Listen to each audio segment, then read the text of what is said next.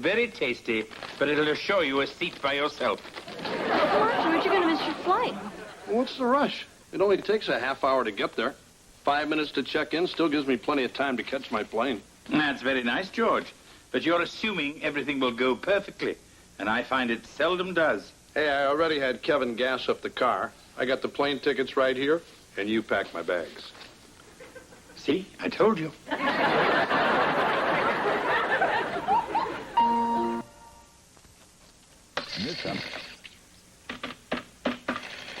I don't understand what's going on around here. I mean, this family never used to spend so much money on food. Excuse me? Hi, guys. Hi, honey. Didn't you pick your brother up at school? Wes told me you wanted to stay late and do some extra credit. Detention. That's my guess. Hi. Hi. How was school, Heather? Heather? She doesn't respond to that name anymore. Oh? I'm tired of being called Heather, so I'm changing my name. Oh, really? Yeah. From now on, her name's gonna be Banaka. Not Banaka, Bianca. Oh. And I was gonna change my name to Lavoris. What's the matter, honey? I thought you liked your name. Oh, I hate it. I'm tired of guys making jokes like, hey, Heather's really blooming, or how about a roll in the heather? Besides, I'm 16 now. I need a name that sounds more sophisticated. How about Sir Cedric Hardwick? So anyway, Mom, you're going to be a lawyer. You can write up some legal thing to make my being Bianca more official. Look, honey, Heather is a very nice name. You've had it all your life, so why don't we just keep it for the time being? I don't know what the big deal is. Me neither. Haven't you ever wanted to change your name, Mr. Baby Boomer? With you around, I don't have to.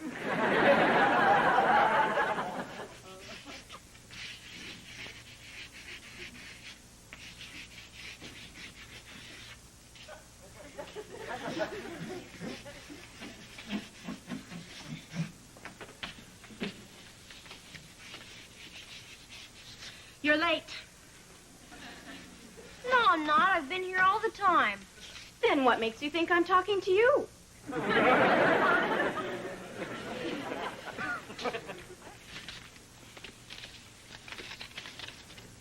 Wesley Owens. Yes, ma'am. I recognize you from your poster in the teacher's lounge. Why isn't Mr. Baskerville here? He's usually asleep when I sneak in. I'm substituting for him this week, but he told me all about you. Oh, okay.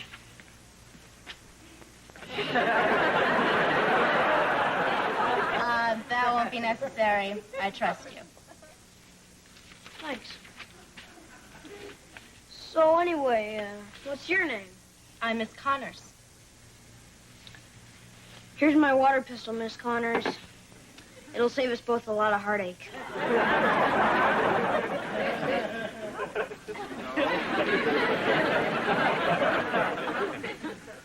Hi, Mr. Belvedere. Hello, Mrs. Owens. George called from Shea Stadium. He did? He said he loves you, he misses you, and he asked me to give you these. Thank you. Oh, and Wesley also called from school. I'm afraid he's got detention again. Oh, that's the third time in 3 days. It's just not like him. I'm his mother. I've got to act a little surprised.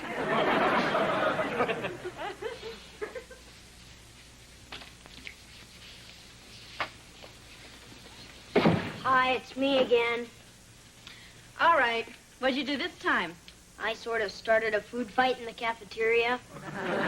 I saved you some tapioca. Thank you. Sure. I'll go take my seat now and think about what I've done. Fine.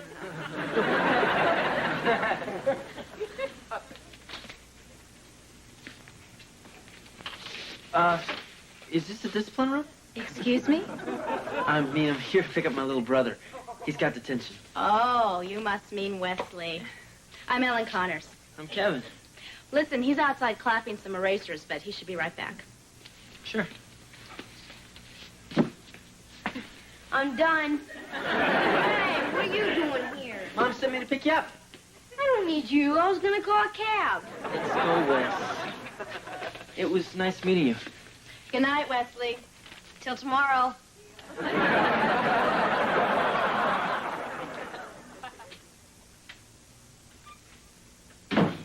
Oh, hey, Mom. Where have you been? That depends. What have you heard?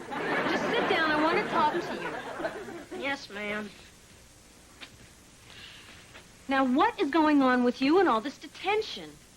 I don't know. I'm not acting any different. Maybe they're just getting better at catching me. Don't you get smart with me, young man. Now, Heather said your teacher called. She's coming over. Miss Connors? She's coming here? Wesley, I don't know what's gotten into you, whether it's because your father is out of town or what, but I'm you can't sorry, Mom. I'll be good from now on, I promise, but I gotta take a bath now. Bye.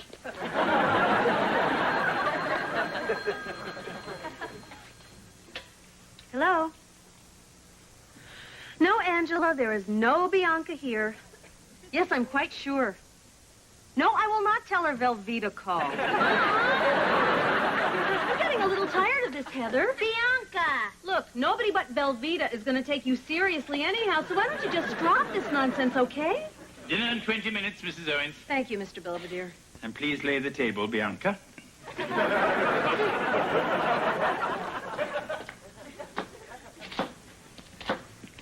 Hey, Mr. Belvedere. Hello, Wesley.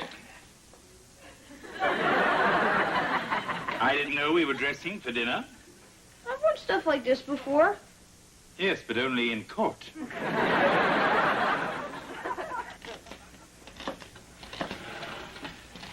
Mr. Belvedere, can I ask you something?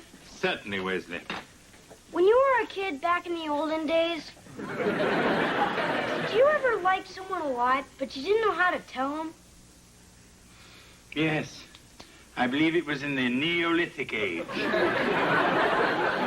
I had a crush on a druid named Doris. Huh? Look, Wesley, if you like this little girl, just wait until the mood is right, then tell her.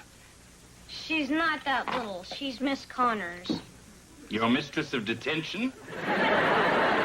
I've been doing bad stuff all week just to get sent to her. Very clever. The thing is, I've never felt like this before. I mean, when she looks at me and says, Wes, spit that gum out in the trash can, I get all tingly inside. Yes, well, I can see you like Miss Connors a lot, but she may not feel the same way about you. Oh, yeah? Then how come she's coming over tonight? She is? Yeah. She's probably going to pretend to talk to Mom about how rotten I am at school, but I think it's just because she can't get enough of me.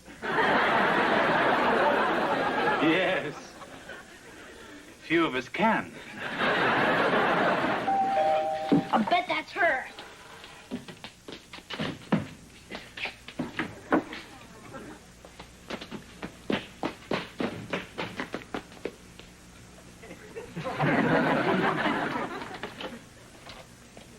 Oh, hello, Wesley. Hello, Miss Connors. What a pleasant surprise.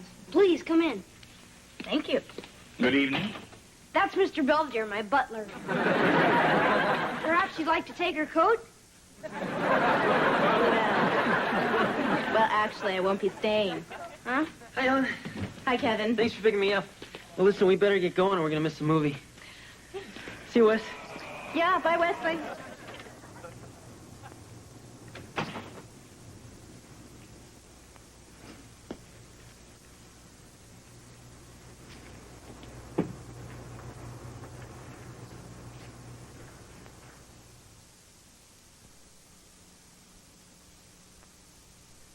Are Wesley and Bianca up yet? Mr. Belvedere, I have really been trying to get Heather to drop this stupid Bianca business. You know, I think if you just go along and not make an issue of it, Heather will be herself again in no time. I remember when Prince Charles wanted to be called Buzz. I told him... Thank you, Mr. Belvedere, but we are not the royal family, and I think I know how to handle my own daughter. Very well. Morning. Morning, Heather. Heather? Bianca! Well, Wesley, I seem to have lost your mother and sister. Are you ready for breakfast? Hi, guys. I seem to have lost my appetite. Hey, what'd I do? You stole his main squeeze. Miss Connors, Wesley likes her too. Oh, Wesley's got a crush on Teacher. That's cute. Yes, it'll be even cuter when he tampers with your brakes. Come on, what am I supposed to do? I really like Ellen. We're going out again tonight. Oh? So, I'll see you later. Hopefully. I had a really nice time tonight. Yeah, me too. And I hope you didn't mind us taking your car.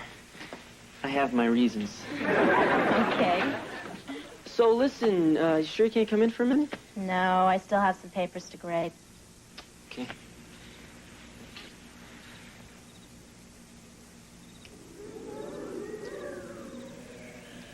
I give that an A.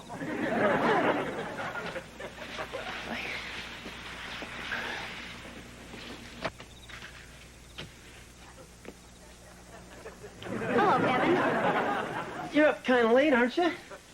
I couldn't sleep. Oh. So how was your date? Oh, you know, the usual. No, it wasn't. You were doing good. I saw you kissing her. Hey, look, Wes, Mr. Belvedere told me how you sort of like Ellen. Yeah, so? So I understand how you feel. I mean, when I was your age, I had a crush on my teacher, too. So what happened? Did Dad start dating her? Come on, Wes. There's no reason why she can't be both our friends. We can share her. I'm not kissing her after you did. Wes, I'm not She started saying... to like me, too, until you horned in. And she's only seeing you because I can't go out on school nights. All right, look, Wes, I'm sorry you feel bad. But I'm gonna keep seeing her, and you better just accept that, all right? Sure. You're not my brother anymore.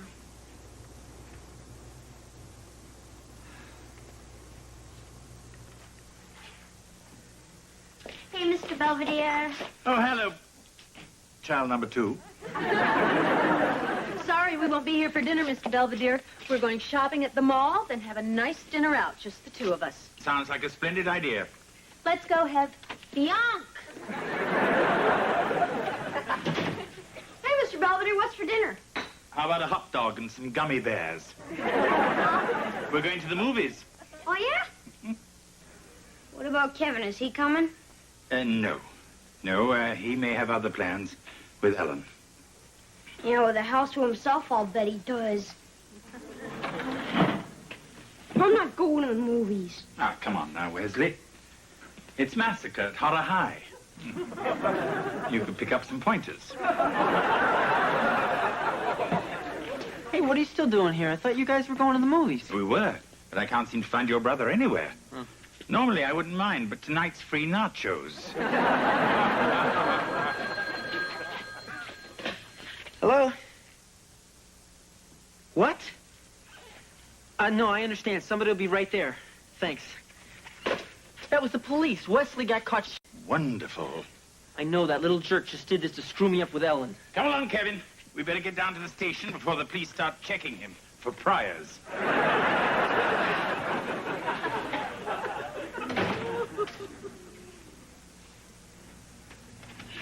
That was easy.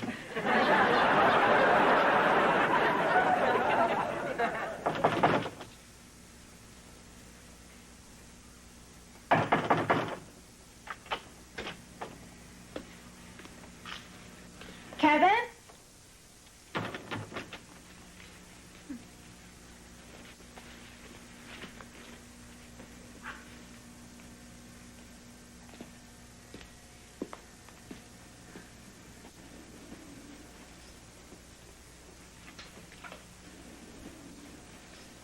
Oh, hello, Miss Connors. I hope you like root beer. It's higher, 71. Wesley, where's your brother? Oh, Kevin, I'm afraid he was called away unexpectedly. Some problem with his ex-wife and 3 children. Oh, I see. But there's no sense in letting a beautiful night like this go to waste. Why don't you sit down? And I'll go check on the beefaroni. All right, you sneaking little snot face, where are you? Oh, Ellen. I didn't mean you.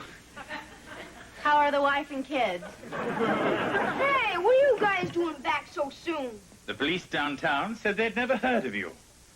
I assured them they would in the future. All right, Wes, what do you think you were doing, huh? You said we could share. What? So I got this bum down at the arcade to call up and say he was the police, and you fell for it, so ha ha. I'm really sorry about all this. Oh, it's okay. Wesley was a perfect gentleman. Only because you two got back so fast. Well, listen, it's still early. We could still go get something to eat if you want. Hey, maybe she still wants to eat with me. Wes, knock it off. What's the matter, Kevin? You afraid to let her decide? You afraid she might choose me, huh? We'd better go, Kevin. But thank you for a very nice evening.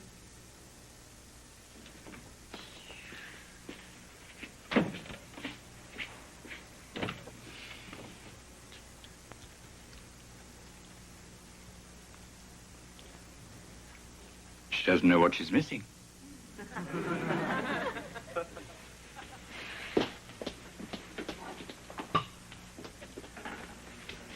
Oh, hey, Miss Belvedere. Hello, Kevin. Back so soon? Yeah, I'm gonna go up to bed. You know, Wesley's taking his busted romance rather hard. Well, that's tough, because he's a little creep, and I'm through talking to him. Oh. In that case, I wouldn't go out on the patio.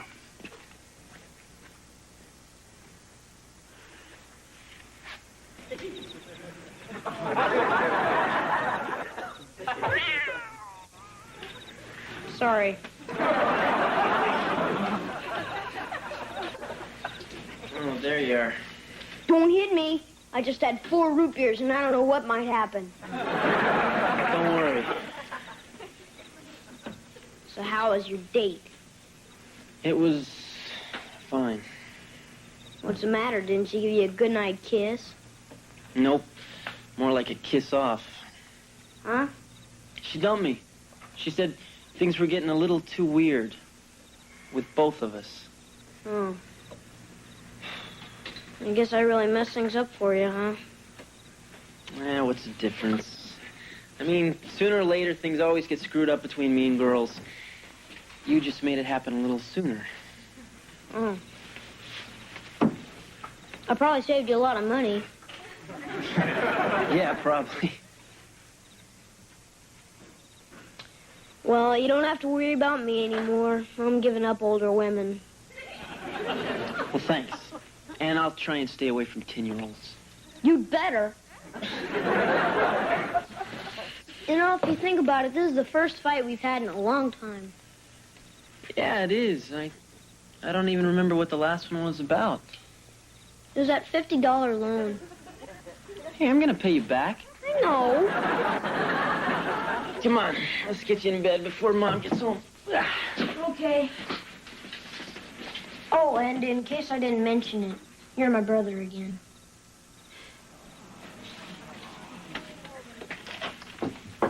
Morning. Morning, Mrs. Owens. And how did things go last night with you and what's her name? I don't know. I tried talking to her, but I just can't get through to her. I mean, I told her that changing your name doesn't change who you are, but she just won't listen. Yes, well, I certainly sympathize. Oh, incidentally, Mrs. Owens, this packet of business cards arrived, but I don't know who they belong to. Oh, they're mine. I ordered them for when I start my law practice. M.L. Cameron? Marshall E. Cameron. I'm going to be using my maiden name. Oh.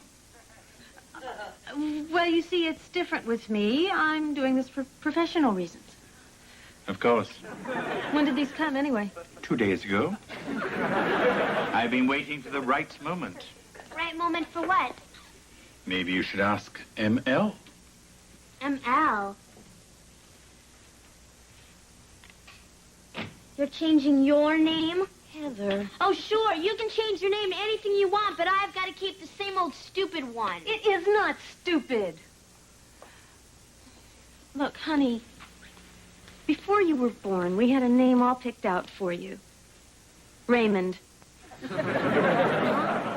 The way you were kicking, we were sure you were going to be a boy. So it sort of caught us by surprise when you came along. Oh. But when your father saw you for the first time, he just smiled and said that you looked like a little bit of Heather. Because it was so small and delicate? No, because you were all purple.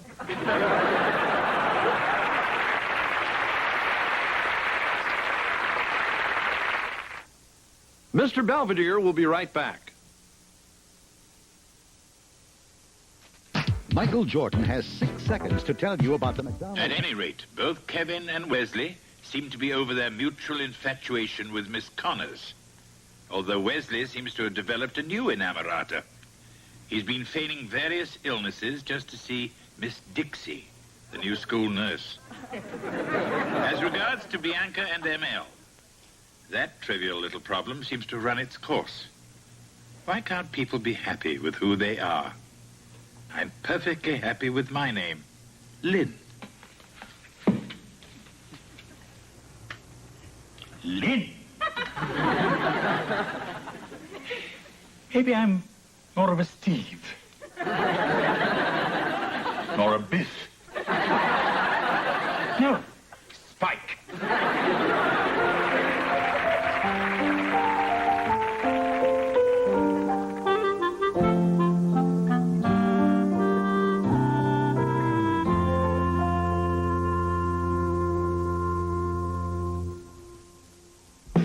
Sunday night, an afternoon adventure becomes a test of survival for a couple of kids when they meet up with Bigfoot on the Sunday movie. You remember your first dance? Kevin does on The Wonder Year, Tuesday. Stay tuned now for Family Man.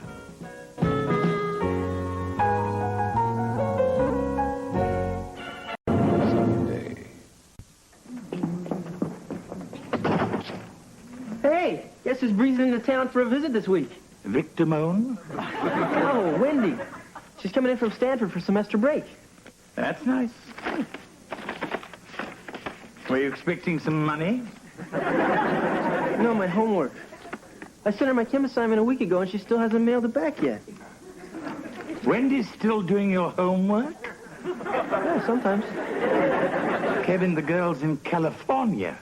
I know. The postage is killing me. Polly want a cracker?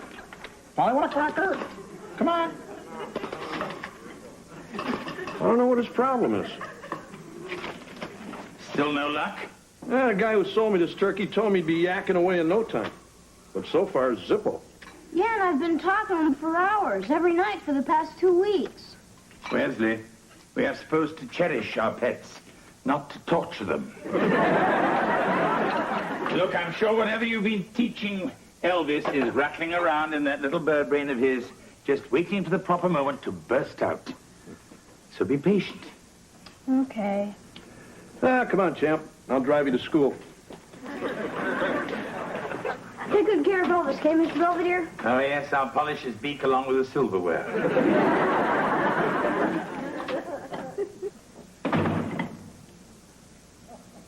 Want a cookie, Elvis? Suit yourself. Hello, Chubby? Hello, Chubby?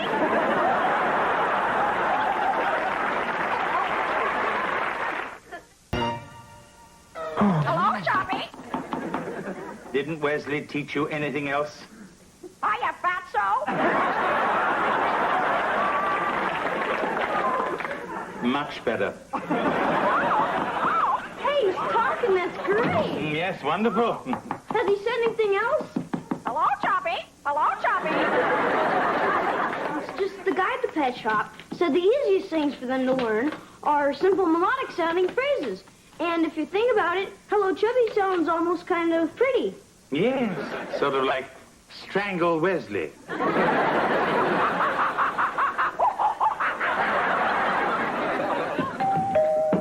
I get it. Hi, I just flew in from California. Can I use your bathroom?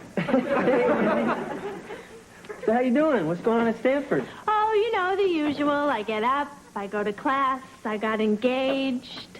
What? I said I'm engaged. Isn't that unbelievable? Yeah. Who is he? Well, his name is Alan, and he's a graduate student, and we're getting married this Saturday because we're crazy about each other, and he says he can't wait a moment longer. Wendy, that's great. I hope we're not disturbing anything. Oh, no. Hi, Mr. Belvedere. Hi, Wesley. Hey, want to see my bird? Pardon me? Mine a bird. Everybody, guess what? Wendy's getting married. Does that mean you don't have the hots for my brother anymore?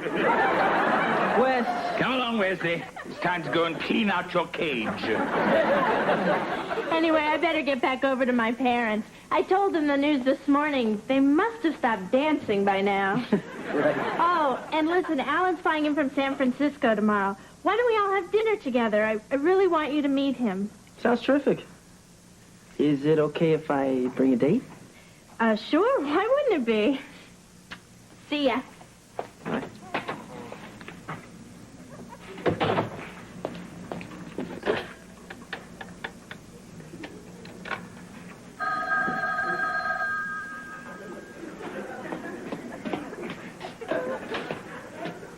Owen's residence. Hello, Chubby. Hello, Chubby.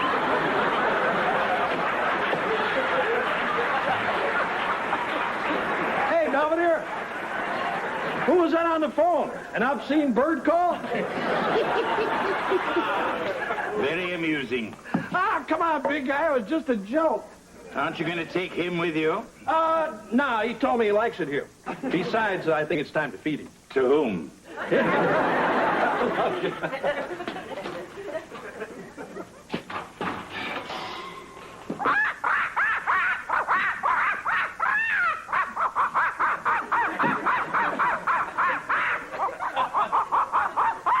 Believe you me, this is nobody you know. Nothing? Yeah, sure. Regardless, where are you off to with that? I was gonna spend the night at Miles, but maybe I should just stay here and keep an eye on you. Goodbye, Wesley.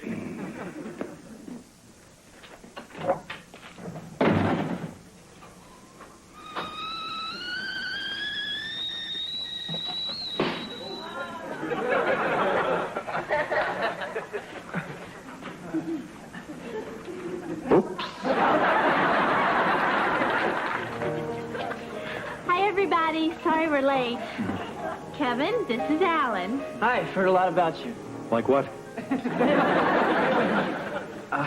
Nothing really. It's just something people say.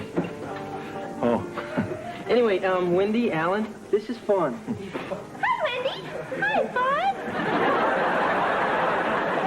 So, why don't we just sit down, huh? So, Alan, Wendy tells me you guys met at Stanford. Oh, yeah. I was in the lab fooling around with a bunch of maggots and looked up and there she was. Alan's about to get his master's degree in entomology. That's the study of insects. I know that. I played a locust once in my Bible school pageant. We swarmed all over cardboard Egypt. That sounds like pretty interesting work, Alan. Oh, it is. In fact, I'm standing on the brink of a major breakthrough in the area of cockroach control. Alan, we're about to eat. See, I've developed a non-toxic chemical compound. It doesn't actually kill the roaches, but it leaves them sterile so that they can't have any cockroach babies. Gee, Alan, that sounds great. Oh, but they can still adopt, right?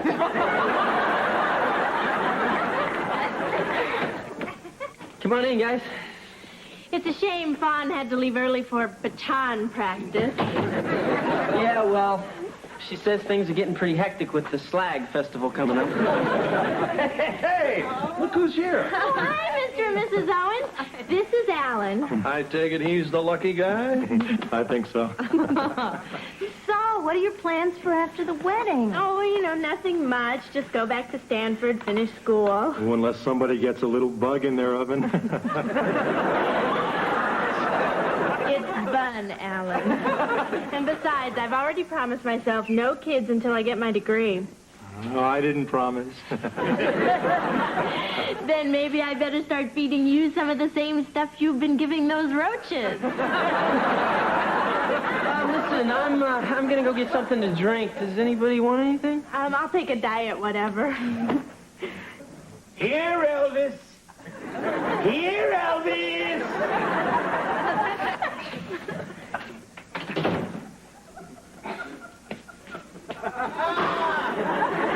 Miss Belvedere. Hi, Kevin. He's sleeping. How was dinner? How was Wendy's fiancé? He's okay, I guess. It's just, Wendy's real smart. You know, she's real special. And personally, I think she could do a lot better. Kevin? Oh, hi, Mr. Belvedere. Oh, Wendy. This is Alan. Ah, how do you do, Alan? How are you, sir? Kevin, Alan and I have discussed it, and he has something very important he wants to ask you. Oh, yeah? Well, the thing is, I don't have any friends here. Or anywhere, really. I thought maybe if you weren't busy or anything Saturday night, you might want to be my best man. Sure, I'd be honored. Really? Well, great. Yeah.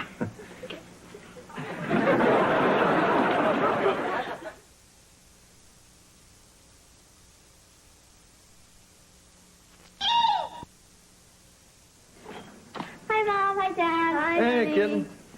Is that the cake for Wendy's party? Oh, yeah. I got it at this dietetic bakery. The lady told me there's only 50 calories in the whole thing. That's great. So what flavor did you get? Oh, tomato. Hey, guys, what's going on? Hey. Oh, we're just getting everything ready for Wendy's shower. Oh. So did you make any plans yet for Alan? What do you mean?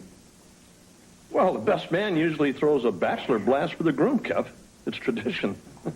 Oh, right. Maybe we can all smoke cigars and watch The Fly or something. Hey, Dad. My bird won't talk to me, and I've tried everything. Oh, yeah?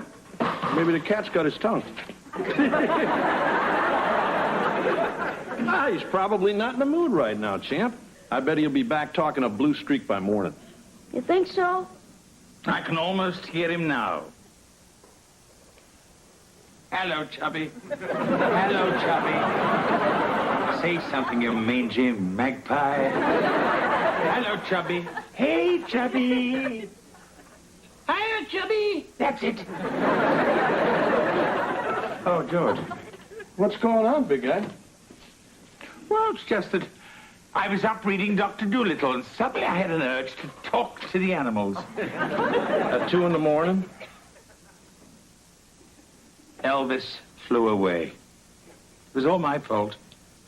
So I went back to the shop and bought another bird.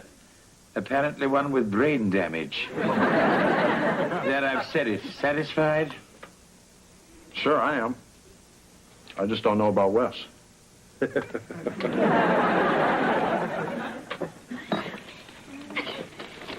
All right. This will come in handy. Alan, where have you been? Thanks, Deb. Oh, here, Wendy, open up mine. Okay.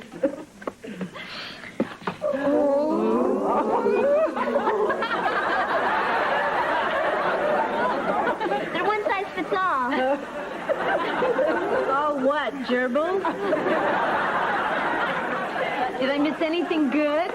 Just this. Oh, I have one just like that for George. I hope the guys are getting along okay downstairs. They've been awfully quiet. Oh, don't worry. I'm sure they're having just as much fun as we are. Yeah.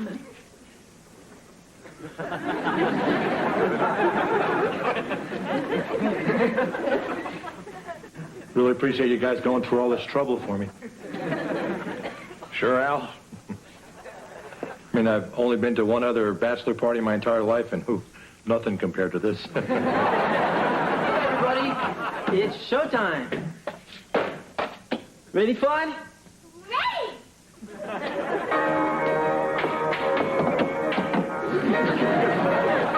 Hi, everybody!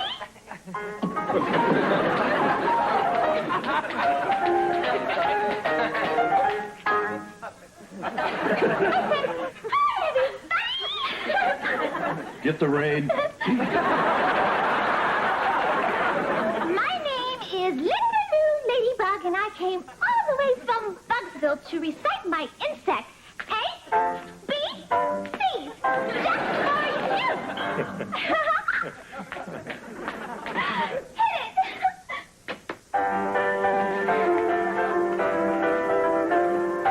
A stands for a 30 young dung beetles. Members of this group have their hind legs closer to the tip of their abdomen than their middle legs. And their hind tibia bear two apical spurs. Epidides are most commonly found in cow dung. I know that's where I'd rather be. B,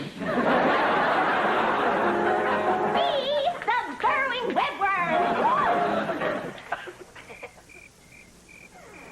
Hey, Kevy. Oh, hey, Wayne. Somebody told me they saw Fawn downstairs. What's she up to? The M's. Oh. So, tomorrow's a big day, huh? Yep, sure is. Excited? A little. Scared? A lot. Remember the last time we were out here together like this? You and me and you and I, all of us. Yeah, sure. I was mad about something, and you came out to beg forgiveness like you usually do after you've been stupid and insensitive. And then you took me in your arms and kissed me. And we walked deep into the woods and made love on a bed of damp leaves. Remember that? No. You wanna? I'm kidding. No, I'm not.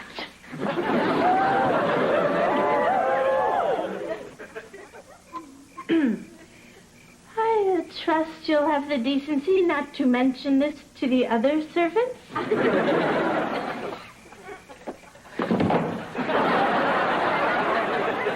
me.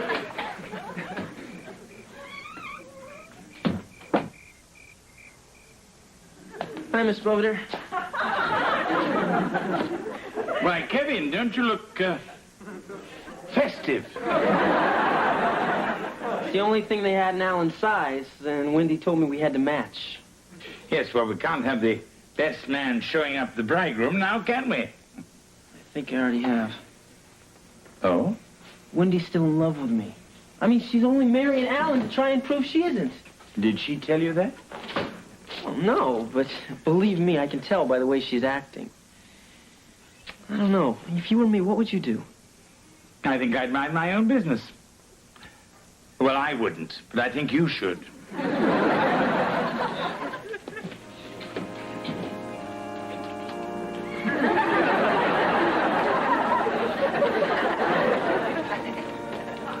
Come on, I want to get a seat up close. Not too close, they're probably sloppy kissers. Hey, Kev, guess what? Tuxedo place had a last-minute cancellation. Pretty snazzy, huh? Ooh. That's nice, too. Thanks.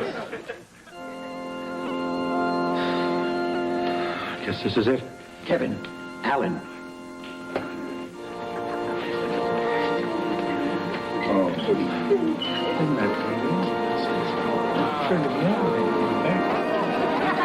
don't they make a beautiful couple? Yeah. I don't know where they're spending their honeymoon, but I wouldn't put them on the second floor.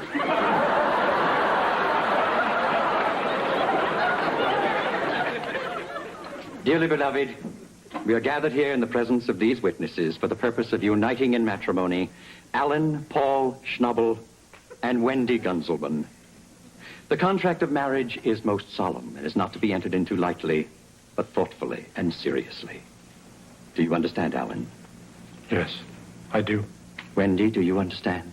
Yes, I do. And Alan, do you promise to love, comfort, and honor her in prosperity and adversity, and forsaking all others as long as you both shall live? I do. And Wendy, do you promise to love, comfort, and honor Alan in prosperity and adversity, and forsaking all others as long as you both shall live? Yes, I do. No, she doesn't. She doesn't? Who doesn't? I don't? Now you know why I left the motor running. Look, Wendy, I know you still haven't gotten over me, and I can understand that. But it's still no reason for you to throw your life away and marry some guy you don't even love. What are you talking about? Of course I love him. Huh? What about last night? I was drunk. What about it? Oh, come on, you weren't that drunk. No? Then how come your jacket is making me nauseous? Look, the thing is, I tell you, we're never going to be anything more than friends, and bingo, you run off to Stanford and marry the first guy you meet. What do you mean? Alan wasn't the first. He was the 7th. 7th? You told me I was the 4th.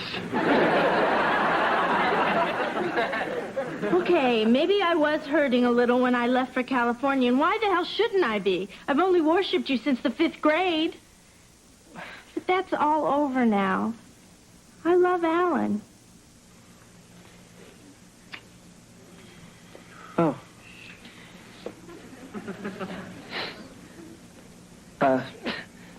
Then I guess you can, go ahead. Gee, thanks. Alan, do you take this woman, Wendy, to be your lawful wedded wife? I do.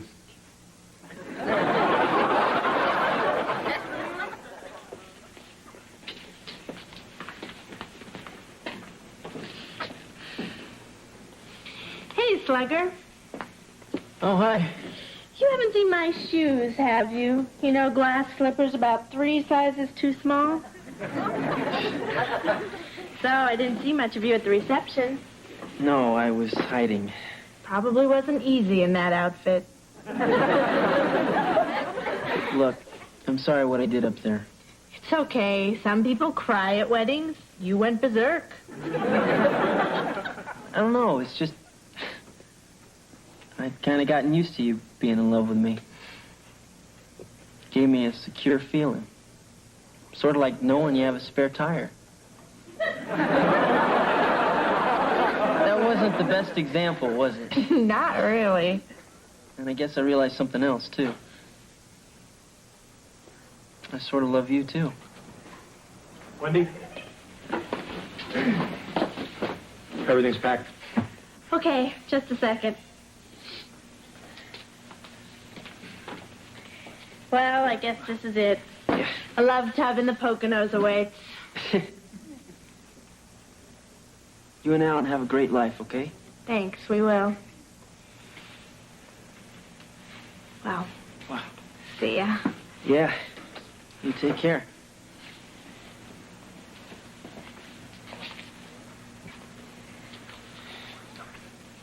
So don't just stand there. Are you going to kiss the bride or what?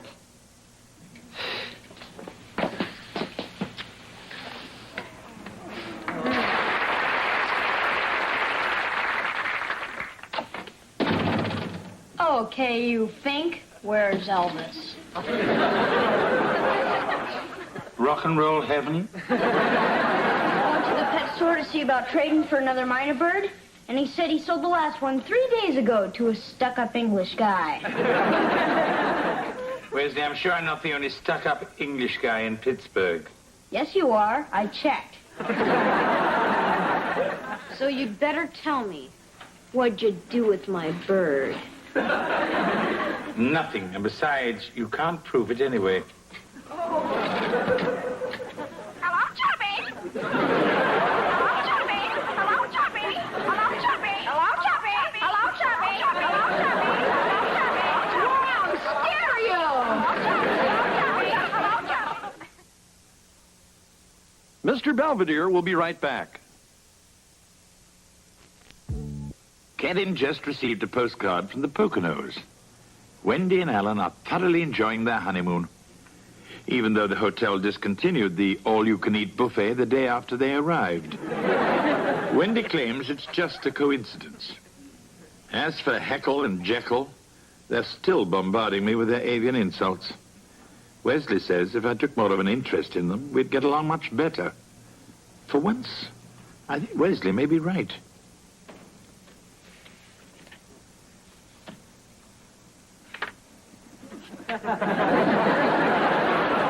Chapter 1, Choosing Your Victim.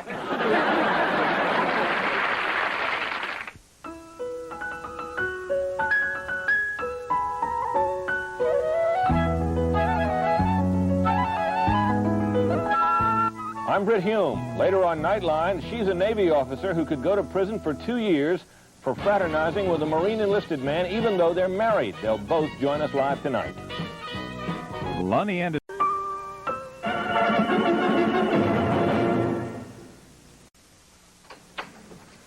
Hey, Mr. Belvedere. Hello, Wesley. Running a little late, aren't we? Detention again? You know, that's what's wrong with you, Mr. Belvedere. You always think the worst of me. I mean, maybe I'm late because I went to the library or played ball with my friends or stayed after school to do some extra credit. Well, did you? No, I had detention. What did you do this time? All I did was lock this new substitute in the book closet. Everybody thought it was funny until he started yelling, "Let me out, let me out. I'm a claustrophobic," whatever that means. Wesley, claustrophobia is the extreme fear of being confined to small places. It's no joking matter. Gee, I didn't know. Next time I'll lock him in the gym. That's the lad. Hey, Mr. Belvedere. Hey, Wes. Uh-huh. Hello, ladies. How did things go at the retirement home? Lousy. Our club's been going there every week for a year now, but I think we're the ones getting old. Yeah, I was telling this lady about my coat hanger collection, and she just fell asleep. Really? Do you think I'm boring, Mr. Bricklayer? I think you're out of your mind. You got any great ideas, Mr. Belvedere? Yeah, you're pretty old. What gets you excited? Well, not much anymore. Except perhaps the thought of you moving to Brazil. Come on, Mr. Belvedere, we're being serious. Well, it does occur to me that many elderly people enjoy the warmth and companionship of a small pet. I even believe there is a program here in Pittsburgh that provides these animals. Oh, yeah? Mm-hmm. Hey, I thought that stuff was just for guys in jail. They have them for them, too, Wesley, so don't worry. You'll get your turn. Mr. Belvedere, that's a great idea. Don't you think so, Ange? Yeah. Hey, man, girl's got a couple of pit bulls he wants to get rid of. Do you think the old people will like them? While you're at it, why not put a great white shark in the jacuzzi?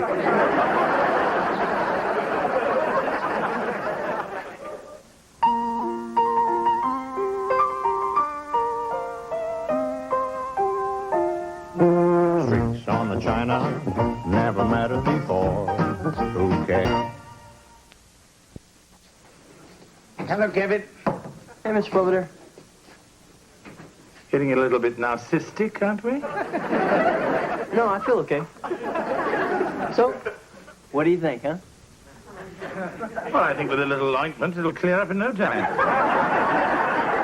Hey, it's a mustache. Oh. It's just, now that I'm in college, I want to look a little older. You know, more sophisticated. I see.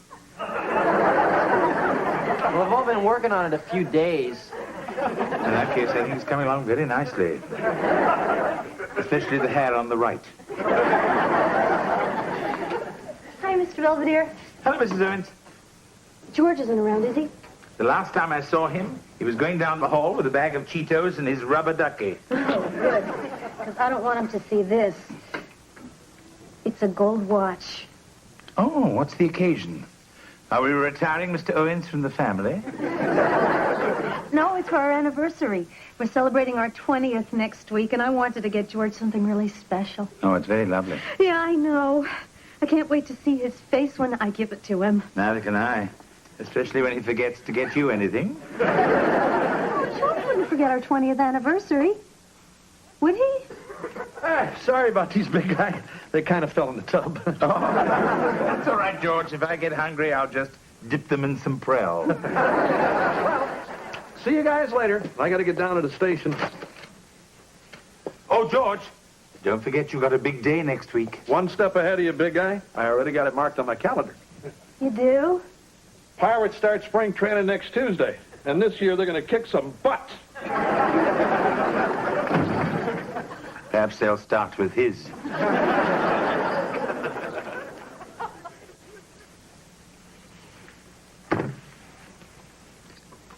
Okay, Bukowski, place your bet. Oh, All right. Oh, my. Looks like the high rollers have come to town. No reason to go crazy, Ernie. Okay. Dealer shows a 10, and you got a 13. I'll stay. What do you mean you'll stay? The dealer shows a 10, you take a card. But I'm happy with these, Ernie. All right. 15. Dealer has to draw. 8. And the dealer's bust. Oh, would you like to up the stakes? We could play for clothes. Hey, everybody, look what we brought. Hi, want to pet a puppy? Oh, look. Oh, he's so wrinkled. Yeah, I kind of figured you'd like him. Hi, Dolores. Hi, Mr. Sparks. Hello, dear. I already told you I don't want no stupid pet. Mr. Sparks, it'll be fun. If I wanted something to stink up my room, I'd take Bukowski here. Come on, Mr. Sparks. Me and Angela picked out something real special just for you. Surprise! Oh, great. I tell them I don't like dogs, they bring me Cujo.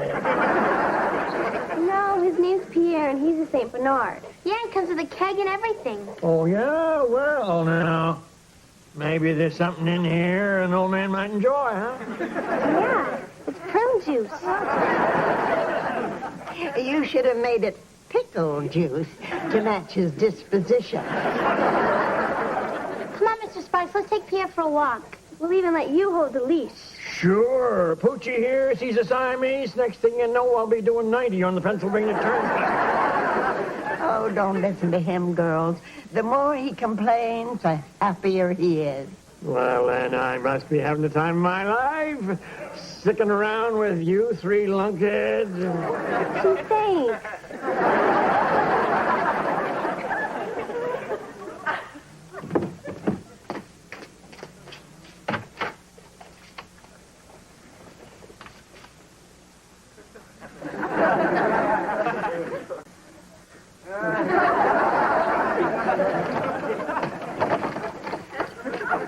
I'm home.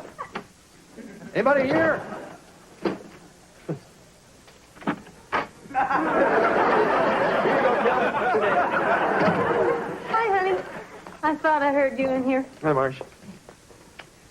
Oh, honey, there's nothing in there I shouldn't see, is there? Not unless you can't stand the sight of a weed whacker. I'll be upstairs. Hey, Belvedere. What's with her? She's been acting like that all week. I didn't forget her birthday, did I? No. But you're about to forget your 20th wedding anniversary. Whoa. That's a special one, isn't it? It is to most people, but then they're not married to you. Let's say it rates more than that box of butterbrickle that you gave her last year. Oh, yeah. Well, you ate most of that anyway. Oh, I better think of something. Mm-hmm. Some flowers might be nice.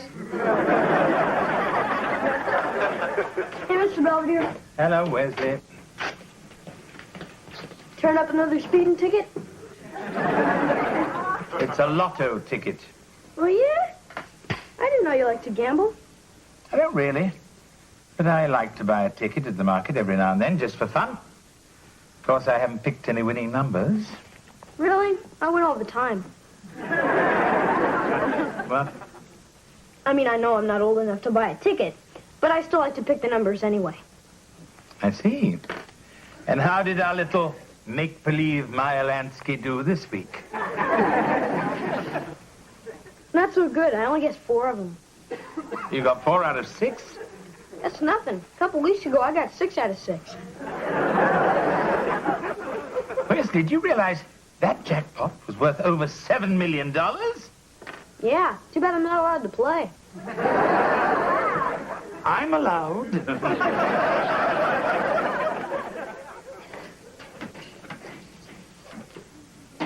Wesley, how wonderful to see you. Did you have a good day at school? Here, let me take your books. I want you to sit down and relax. Mr. Belvedere has prepared you a little snack. What's going on? Did you kill another one of my turtles? Where's the... You remember those numbers I had you pick for my ticket? Well, 4 of them came in. I won $29. Oh, yeah? That's great. Just out of curiosity, what is your system? Huh? What do you mean?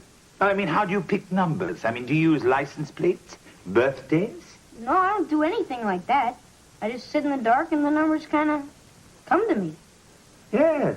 Well, since I'm going to the market again tomorrow, I thought we might try our luck again. Sure. Wonderful. Bon appetit. See, Mr. Belvedere, we're going to the rest home to pick up Mr. Sparks. Ah. And Mrs. Bukowski, too, if she's feeling better. She's been acting kind of tired lately. Yes, I know the feeling. I believe it's called Angela-itis. I hope I don't get it. So where are you two dragging them off to today? Well, it was Mr. Sparks' turn to decide, so he said he wanted to go to this African cultural place. Yeah, I think it's called Benny's Congo Room. Yes, I understand you can get your head shrunk there during happy hour. Hello, Mr. Sparks. Hi, Mr. Sparks. Hi. Nice try, but Mr. Belvedere told us Benny's Congo Room's a bar, so we're taking you to the movies instead. We thought we'd take you to see Snow White because you're always so grumpy. Well, come on, let's go sign you out. And I'll go get Dolores. Bukowski ain't coming. Oh, she's still feeling sick? No, she's feeling dead. What? She died of a stroke this morning. Stupid broad. Never could play cards worth a damn.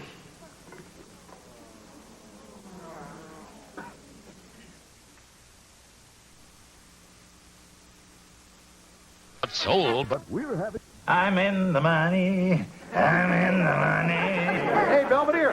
Hello, George. I did it. I found the perfect anniversary present for Marcia. I bet she's going to love it. I bet you $100 she doesn't. What are you talking about? It's a 20-speed blender. One setting for every year we've been married. In that case, I make it 200. Killjoy. Hey, Mom, do I look okay? Oh, you look fine, honey. Oh, it's just I've never been to a funeral before, except the one for Wesley's hamster. I'm not too sure how to act. Oh, you'll be fine, honey. Just remember to bring some tissues, and when you offer your condolences to Mrs. Bukowski's family, be respectful, but not too emotional. There's nothing worse than people who get too carried away.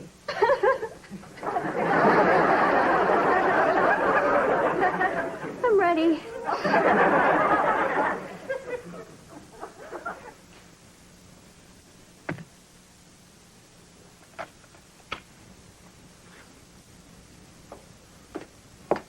There you are, Mr. Sparks. Oh, hi, girls.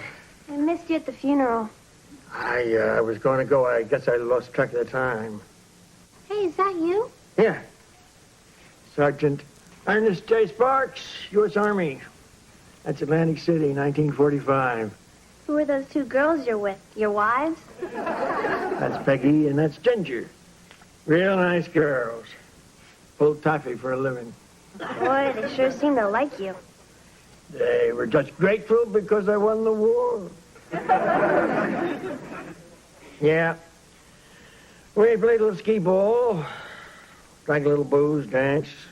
Finally fell asleep under the boardwalk, waiting for the sun to come up. Best time of my life. So you want to get something to eat or something? No, thanks. Oh, we could take you to that mud wrestling place you're always talking about. You girls go ahead. Look, Mr. Sparks, we know you're depressed. I'm not depressed. I'm all right. Well, something must be wrong. I mean, we've been here for almost 5 minutes, and you haven't said one nasty thing to us yet. Just get the hell out of here. That's better. I mean, if Bukowski wants to kick off, that's her stupid business. But I'm sticking around here, so why don't you two bubbleheads hit the road before you bore me to death? Come on,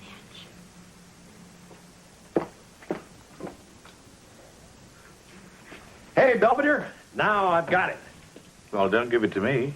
I mean, Marcia's anniversary present. I finally found something that's real special and romantic. Altoona Motor Lodge. Hourly rates available. That is romantic. It's just not any old motel. Marcia and I spent our honeymoon there. Why? Was Niagara Falls closed for repairs? I remember it was back in '68. We didn't have a lot of money. Just a couple of crazy kids. Just starting out.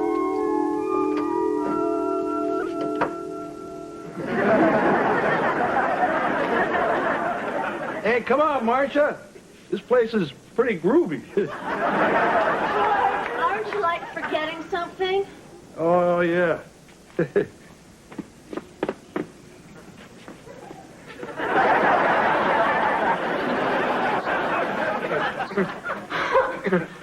Oh, wow. I mean, like, this place is so far out, it's in. Right on. Oh, George Field. Little moon shadow just kicked me. Or moon doggy if it's a boy.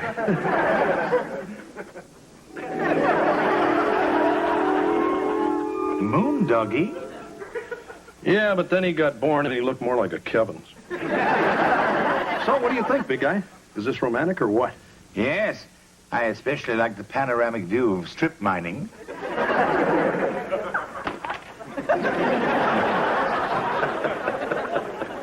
Yes, operator, that's right. The East Kensington Wagering Society. In London, yes. And ask for Reggie. I'm home. Oh, Wesley, you're just in time. What do you think of the number 8? I guess it's okay. Hey, are you betting again? Oh, not really. No, it's just that Princess Anne's favorite schnauzer, Fritzy, is going to have pups, and I thought it might be fun to guess how many. Huh? Hello, Reggie. Lynn here. Listen, about the royal litter. Put me down for £5,000. Hello? Hello? Wesley, what are you doing? Mr. Belvedere, you can't bet on crazy stuff like that. Oh, nonsense. We do it all the time in England. Why, I once made a killing guessing the exact circumference of Prince Charles's earmuffs. I don't know, Mr. Belvedere. I don't think I should give you any more numbers. Why not? We're both doing so well. Well, it was fine when you were just playing lotto, but now you're so crazy you'd probably bet on anything. $50 says I won't. I'm sorry, Wesley. I have probably gone a bit overboard. But perhaps with a little fresh air and sunshine, I'll be my old self again in no time. Yeah, right. So where are we going, Mr. Belvedere? The track. All set for the big weekend? Yeah. Marcia still doesn't know we're going to Altoona. She thinks we're going to New York City. You mean that awful place with the fine restaurants and the Broadway shows? Hey, look, that old motel means a lot to both of us. And we're going to have a great time. Okay, I'm ready. Whoa! Bye-bye, Mr. Belvedere. We'll be back Sunday, I guess. Have a wonderful time. I would if I knew where we were going. Hey, come on, Marsh. I told you I want to surprise you. All right. Hey, remember the last time you surprised me like this? Huh? It was our honeymoon. He took me to this rat hole in Altoona. Oh, it was the worst.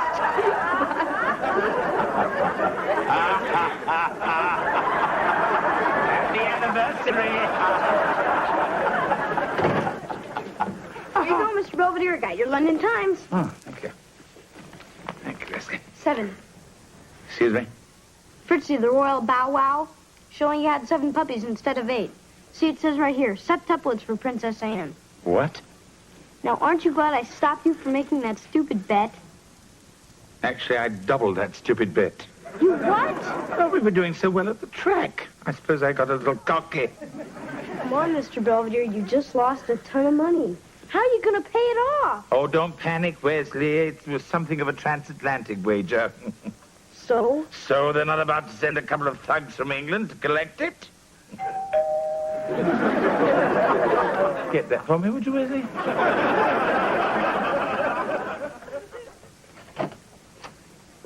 Hello, mate.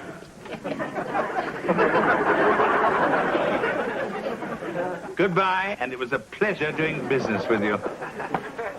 Tell Reggie I want some change. Sorry about your banjo. Well, I had to give them something. They wouldn't take you. Hey, this isn't my fault. I know, Wesley. And I think I've learnt my lesson. I'll never make another bet. Fine. Let's shake on it. Just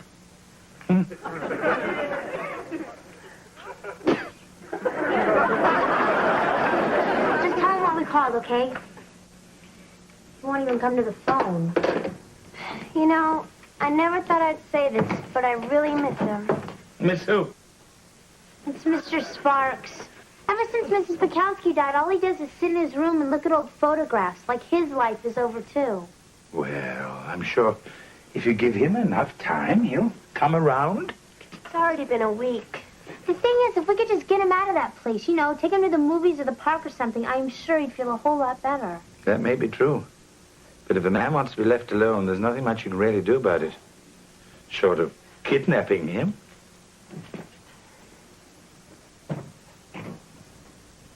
I'll go get some rope. Hey, everybody, guess what? I just saw Lawrence Welk in the parking lot.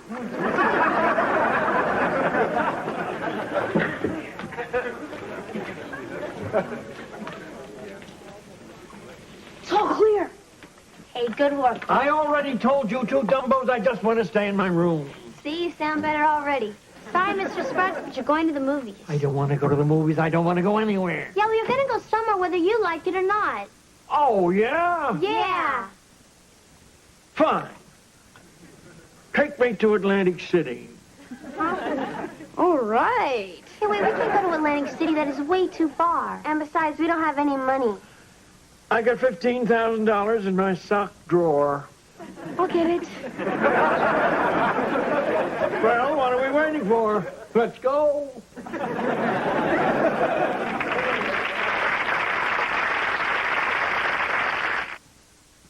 I still can't believe my luck. I'm actually on my way to Atlantic City with 15,000 big ones. Of course, they'll probably want some of it, but I can handle them. Anyway, I sure hope Mr. Belvedere doesn't find out about this. But if he does, so what? I mean, what's the worst that can happen? Wesley? Uh-oh. Next on Mr. Belvedere. Come on, Angela, let's go next door and try on the dress as Mr. Sparks bought us. Hey, this isn't fair. It was my idea to kidnap him in the first place, and now you guys are ditching me. What are you two gawking at? I happen to have a daughter their age. Great. Send her over. Here's your cut, sugar. I've got to get to church. Owen's residence. The big kahuna speaking.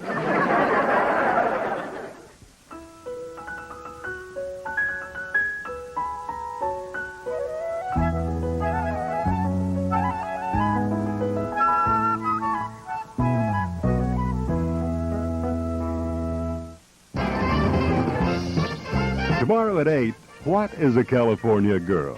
Primetime has never seen anything like what we're about to show you. Lorenzo Lamas hosts a revealing new special, California Girls, followed by the movie California Girls. Now, stay tuned for Cowboy Joe.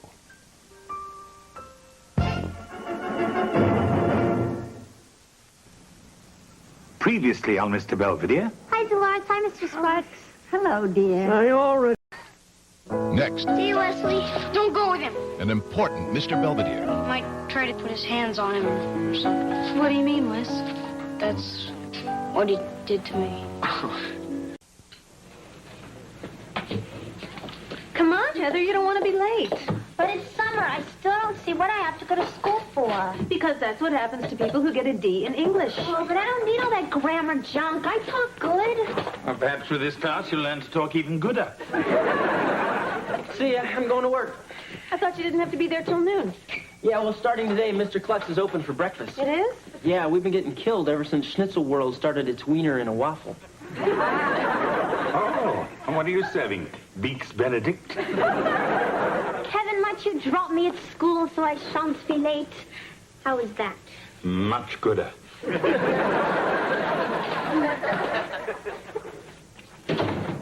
Buster, didn't come. Can I go back to bed now? It'll be here any minute. You get back out there. I don't see why I have to go to some stupid day camp anyway. Rather go to summer school with Heather. At least it's air-conditioned. Oh, it's going to be a lot of fun. They have a lake up there and everything. Yeah, well, I bet I know whose idea was to send me to this place. Actually, I had somewhere else in mind. But Devil's Island wouldn't take you. I'll see you tonight. Have a good time. Bye-bye, Mr. Belvedere. Bye-bye, Mrs. Owens. Have a nice day. Thank you. Bye, Mom. Bye-bye. I'm leaving now. Be sure to write. You know, you're going to feel really bad if I get chewed up by bears or something. Nonsense, Wesley.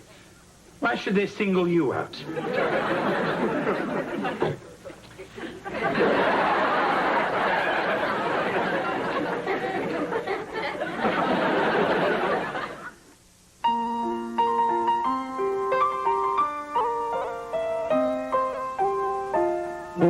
Streaks on the china never mattered before. Who cares when you drop kick your jacket?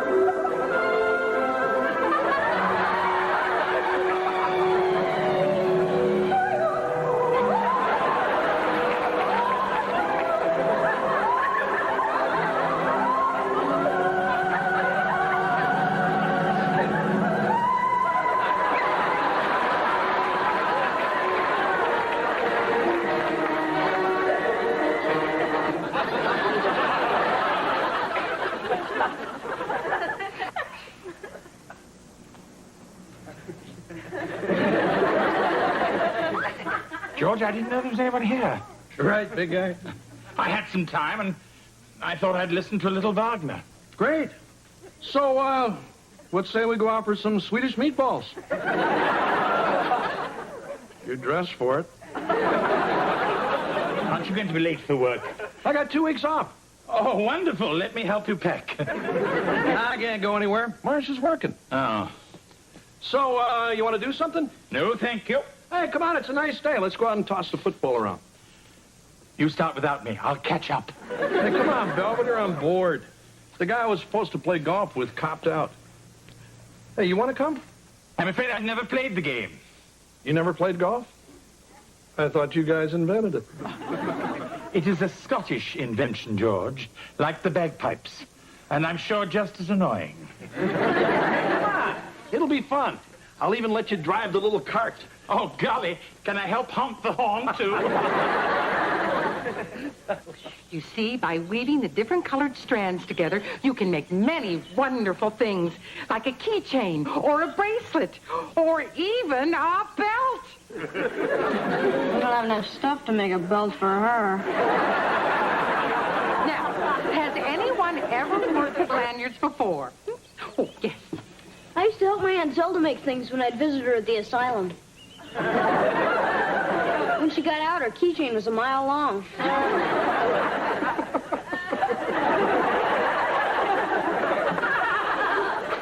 Very amusing, Wesley.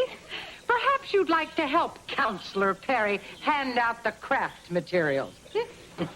Now, we're going to work on our projects for a half hour or so, and then break for our little lunches of homemade peanut butter sandwiches and fresh-picked radishes. I think we may be breaking for lunch a little early. What's going on? I called the catering truck. Wait. Hi, Mom. Hi, guys. I can't believe it. I already got homework. Have homework, excuse me. How was breakfast at Mr. Cluck's? I don't want to talk about it.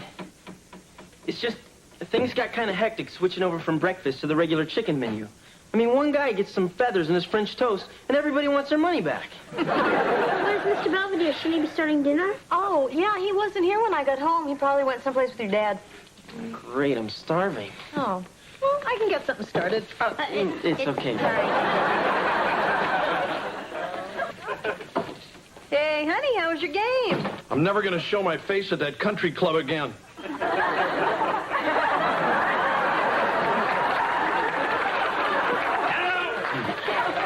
Did George tell you he dragged me out on the links?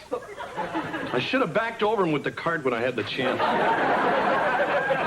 He's a bit miffed because I got a hole-in-one my first day out. You did? Actually, it was rather a fluke. My ball got a lucky bounce off a gentleman on the green. Belvedere, I told you, you're supposed to wait until the people in front of you are finished. I yelled 5. It's 4. Oh, right. I'm going to go change. I'm sorry, George. I didn't mean to ruin your game.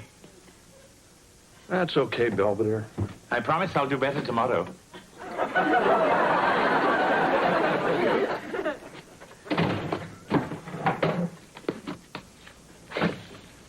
How was your first day at camp? I take it you didn't burn the forest down? No, we got out the fire before it reached the trees. So, like my binoculars? Yes. What did you do? Mug a ranger? No, Counselor Perry gave them to me. Said I could use them the whole time I'm at camp.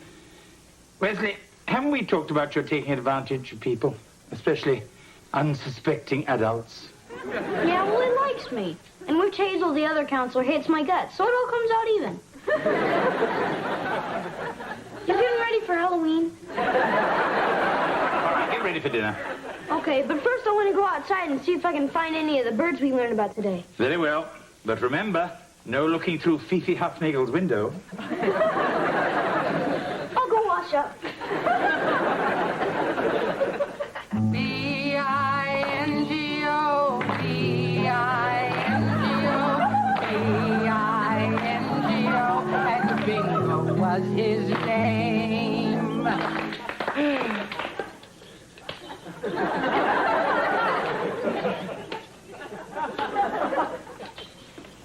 The rest of us are done. All right, campers, it's 2 o'clock and time to get ready for our nature hike. I don't want to go on some stupid hike. It's boring. It makes your feet sweat. Hey, come on. Maybe we'll see some skunks or possums or something. Are you kidding? Miss Pritchard scares wildlife. Wesley, I assume you'll be joining us? Oh, yeah. Ow! Oh! Oh, it's just my stomach hurts real bad. I think it was those wild flowers you made us eat. No one else seems to be ill. I ate the thorns. Wesley, the world has little patience with a malingerer. I'll keep an eye on him, Counselor. Make sure he gets better. Fine. Let's move out, campers. We're burning daylight. Tramp, tramp, tramp along the highway. Feels pretty bad, huh? Yeah, I wish I had a soda or something. Might help settle my stomach. Hold on.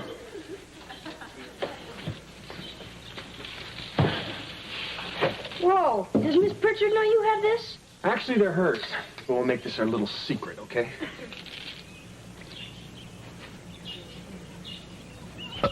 I think I'm okay now. You know, if you hurry, you can catch up with Miss Pritchard. She leaves pretty big tracks. I'd rather go down to the lake and go snorkeling. I don't know. You're supposed to do stuff as a group. I could really catch it from the old swamp monster. What's she gonna do? Fall on you? You know, Wes, I think you enjoy doing anything as long as you're not supposed to be doing it. Sure, doesn't everybody? Get your flippers. Oh, boy, that was great. Listen, next time you get out of the water when I tell you to. But there was so much neat stuff down there. Old tires, a refrigerator. I think I even saw you go. Hey, you better get changed before Godzilla and everybody else get back. Right. Here, let me give you a hand. Don't want you to catch cold.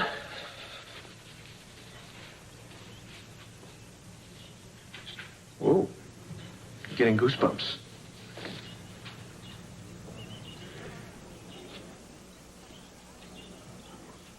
I'm gonna go change over there.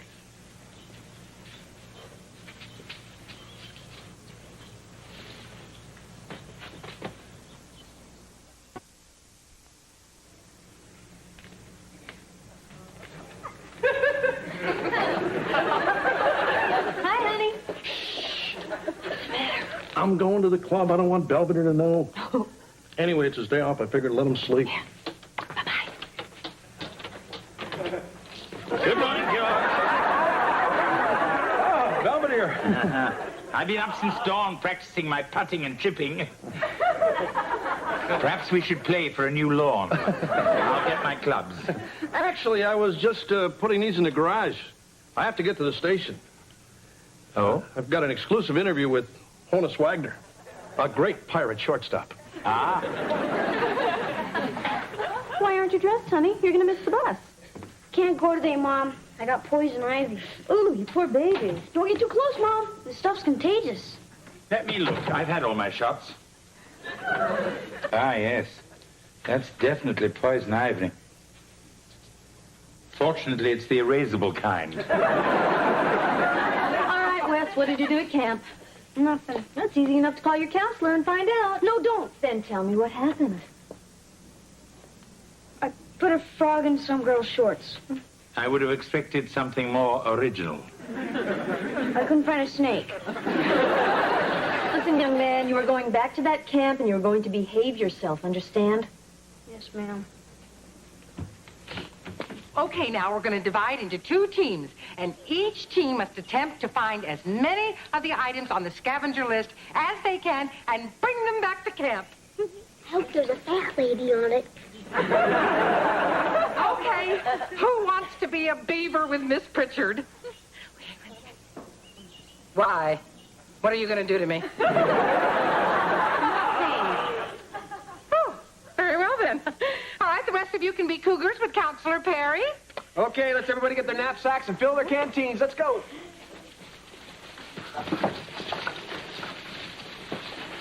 Hey, Wes. I was kind of hoping you'd be in my group. Yeah, well, I figured I'd go with Miss Pritchard today just for kicks. Sure. Well, maybe you'll be with me tomorrow. I think I'm going to be in Miss Pritchard's group from now on. I thought we were having a lot of fun together. Yeah.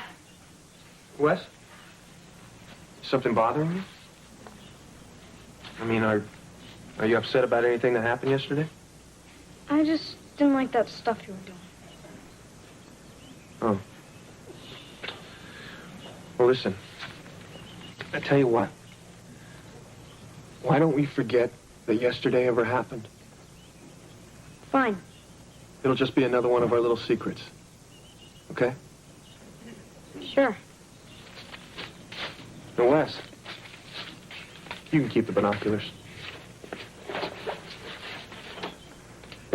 Hey, Belvedere. Hello, George.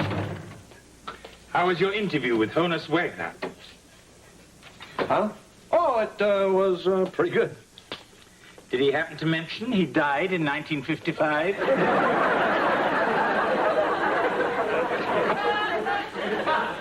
That's kind of a sore subject with him. Hey, Belvedere, I only played 9 holes. George, if you don't want to go golfing with me, just say so. Okay, I don't. Look, it's not just you're lousy and you keep hitting people. It's just when I go to the club, it's kind of my guy time. You know, kill a couple of brewskis, tell a couple of dirty stories, stuff like that. I'm a guy. I know, it's just you don't fit in with my other friends. I mean, you're English. You're right, George. Most of your friends don't speak it.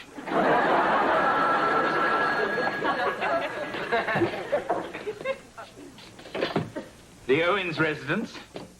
Mary Poppins speaking. Oh, hello, Fifi. What's that? There's someone on our patio looking at you through binoculars. I'm sorry, I'll put a stop to that. Wesley! Yeah, Mr. Belvedere? Aren't you on the patio? Huh? Hey, guys. I found these in the trash, but they work pretty good. Weren't those the binoculars your counselor gave you? Yeah. Well, it's not like you to throw a gift away. You usually hock it. Didn't want them anymore, okay? Wesley, have you had a falling out with your counselor, Perry? No. Well, it seems like there's something wrong. Well, there isn't. I'm just sick of the stupid woods and the stupid lake and the whole stupid camp. Pranon, Terma, Tubu, Parase, Maiden, Algernon, Pathon. Wasn't that marvelous? Well, I hope you enjoyed Camp Chippewa's two little playlets. Nausea by John Paul Sartre. And, of course, Sophocles' Oedipus Rex performed in the original Greek. Take a bow, kids. Take a bow. Well, that concludes the entertainment portion of our farewell campfire. Feel free to wander about and admire your children's arts and crafts and help yourself to cookies and punch, or bug juice, as the kids like to call it.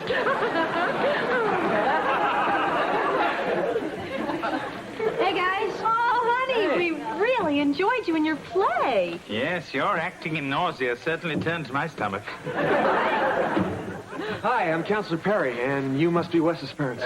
Hi, gee, we hope he wasn't too much trouble. No, we really enjoyed him. Hope he signs up for next year. Hey, how about that, champ? Somebody actually wants you back. Listen, I better say hello to the other parents. Very nice meeting you. See you, Wes. Yeah, bye. So, Wes, man, aren't you going to show us some of your, crafts? Oh, right. They're on the table. I made the macrame handcuffs. Oh. Well, Counselor Perry seems very nice. Yeah, I guess. Wesley, what's going on? Nothing. I'm gonna go say goodbye to some of my friends.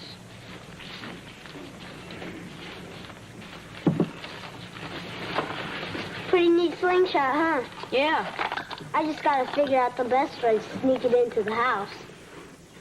So, where are your folks? They couldn't come. Oh. You can get a ride home with us if you want. Mr. Belvedere will probably make us stop for ice cream. Oh, that's okay. Mr. Perry's gonna give me a ride in his convertible. Huh?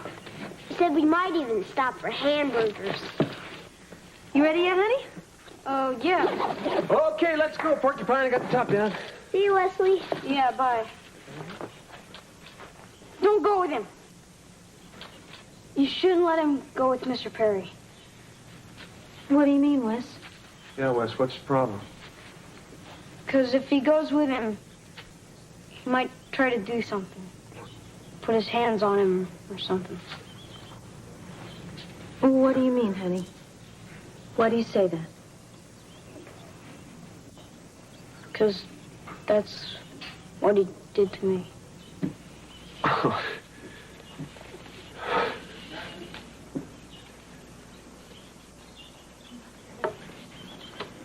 I see why they call this bug juice. Uh-huh.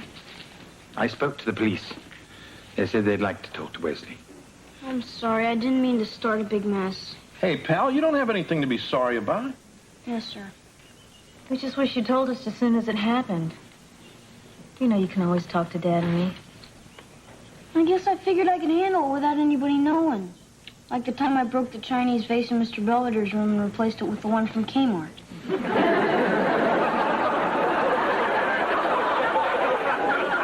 The thing is, you're always telling me that I take advantage of people. And I was sort of extra nice to him to get sodas and stuff, so maybe you should be mad at me. Look, you didn't do anything wrong. Do you understand that? You see, Wesley? It's not always your fault. Anyway, you said something when it counted. And you helped your friend Kyle. And that took a lot of guts. Now I'm proud of you. So, listen, I guess we better get going, huh? Yes, we want to miss the rush hour with the bears. So, you okay now? Yeah, I'm fine. It's okay to cry. I know. Mostly all I feel like doing right now is burping. Let's go home.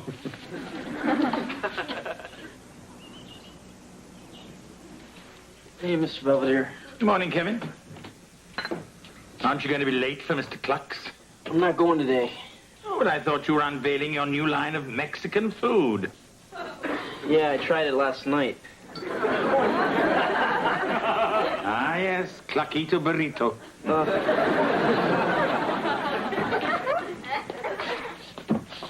Hey, what's with Kev? He looks a little green. Speaking of which, your club called. Your tee off in about an hour. Oh, great.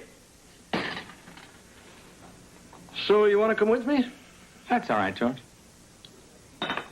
Come on, you can wear that dumb outfit and embarrass me all you want. I'd like that. Thing is, I was just so stupid. I mean, worrying about some golf game, and meanwhile, my kid's in trouble, and I didn't even know it. Well, that makes two of us. So he's going to be okay, right? Kill you, little monster! He's so crazy, glue. My hot curlers! He'll be fine.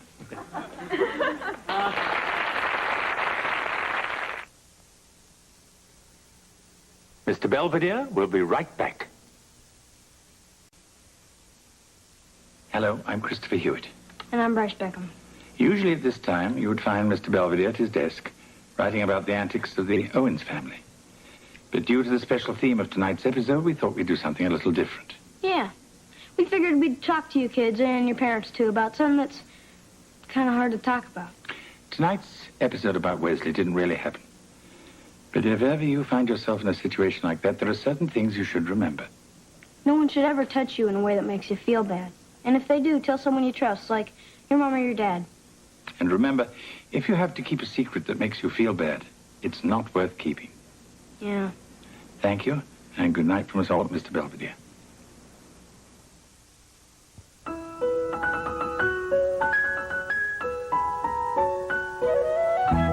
This is Dabney Coleman, a straight-shooting sports writer slap Maxwell. I've discovered what real balance is. I break new ground, they break my head. The Slap Maxwell story, coming up next. Tomorrow, on a special edition of ABC's Wide World of Sports, the 114th Run for the Roses, the Kentucky Derby. Action begins at 1:30 Pacific tomorrow. Then on the Disney Sunday movie, Madison rescues a dolphin from a...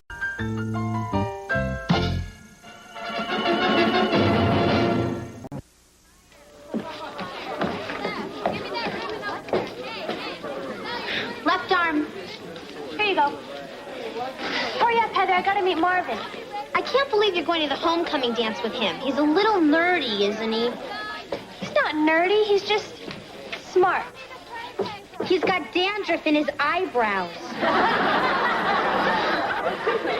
That's eczema. And besides, you're just cranky because you don't have a date. Didn't anyone ask you? Well, sure. I mean, there was interest. Okay, so I'm going through a dry spell. Where's the head?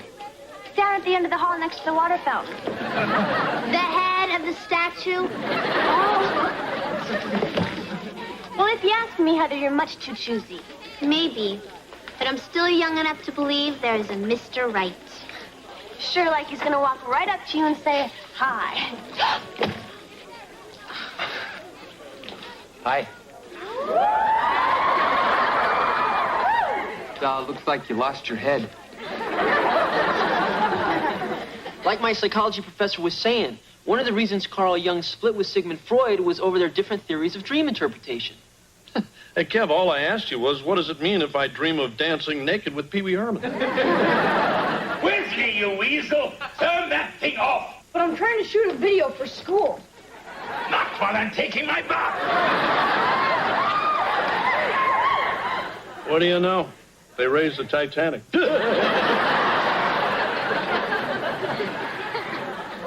But Mr. Belvedere, you're my favorite subject. Then you should try and capture me at my best.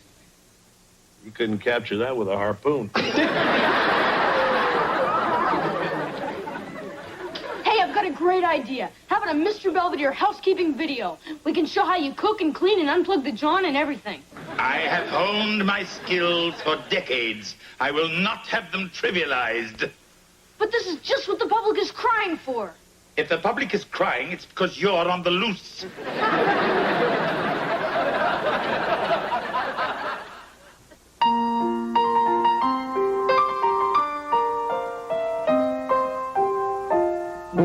Streets on the China never mattered before. Who cares? So anyway, I've got my choices narrowed down to Harvard, Stanford, and Michigan. What about you?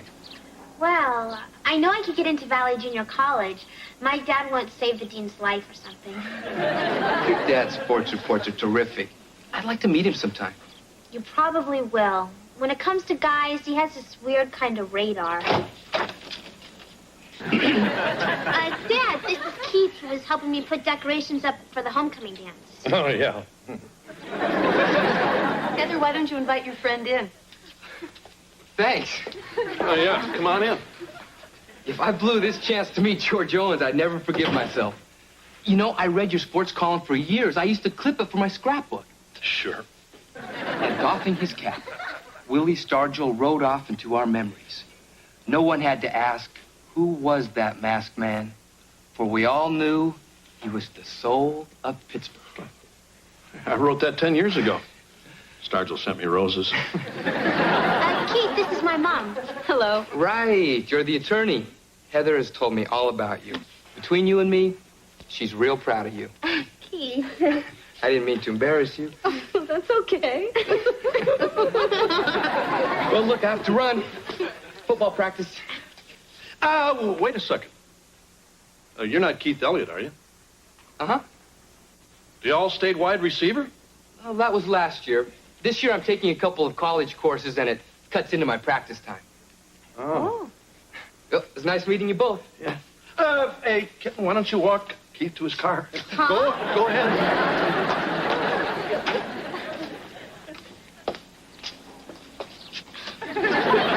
I think my father likes you. How could you tell?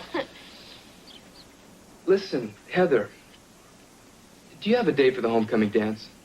What? I mean, aren't you going with a cheerleader or something? I was, but we just broke up. Why don't you think it over? I will. I mean, I will go to the dance with you. Oh, God. Great. I'll call you later.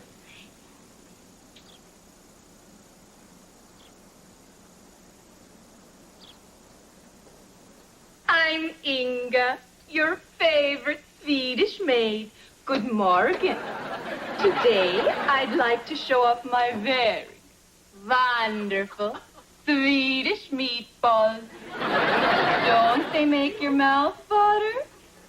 All of our ingredients we get fresh from the farm, like the tomato, onion, eggs, and of course the cow, which is where the egg comes from. What is this madness? Cut. Hi, Mr. Belvedere. How do you like my housekeeping video? This is degrading to women, Swedes, blondes, domestics, and several members of the animal kingdom. Yeah, that's why it's going to make me rich. Wesley, I'm shocked that even you could sink to such depths. Well, you wouldn't be in my video, so I had to do the next best thing. Yeah? Very well, Wesley. I'll be in your grubby little video. And action. Hello. Cut. He's up on the smile. We're not trying to sell denture cream. And action. Hello. This is Mr. Belvedere. Here to show you the way to get rid of those irritating stains upon your breadboard. It is easy, the Belvedere way. Simply measure 1 part of baking soda. Cut. What now? Snore City. Can't you jazz it up a little? What do you want me to do, drop my pants? Worth a try. This is insupportable. Okay, I take it back. You can be as boring as you want. Oh, no, Wesley, I wouldn't dream of it. Huh? If it's show business you want, it's show business you'll get. Uh-oh. Hey, Kev, what are you doing here on a Friday night? Is there anything wrong with me wanting to spend some quality time with my family? Struck out again, huh? You must either be Keith or a singing telegram. Mr. Belvedere, right? The last I heard. Great to meet you. I'm here to pick up Heather for the dance. Hey, come on in, fella. Good to see you again, Mr. Owens. Call me George. George! I'd like you to meet Heather's brother, Kevin. Keith here is all-state in 3 sports. Got 1,500 on his SATs. Oh, come on. I'm sure Kevin did a lot in high school, too. I was lunchroom monitor for 3 years. Heather! Don't want to keep your date waiting! We're coming. There she is. Miss America. Dad. Don't mind him, Keith. Heather, you look beautiful. This flower doesn't do you justice. Oh, thank you. That must be Norman Rockwell. Help! What's the matter, Ange? Marvin is in the hospital. He was blowing up a balloon and he hiccuped and swallowed it. Now I don't have anywhere to take him to the dance. Oh, don't despair. I know someone who's free. That's very sweet, Mr. Billy Goat. But they'd probably think you were my grandfather or something. Not me, you ninny. I was thinking of Kevin. What? Oh, gee, Kevin, would you? I'd be really, really grateful. Look, I don't have a tux or anything. Hey, don't worry, pal. I got something you can wear.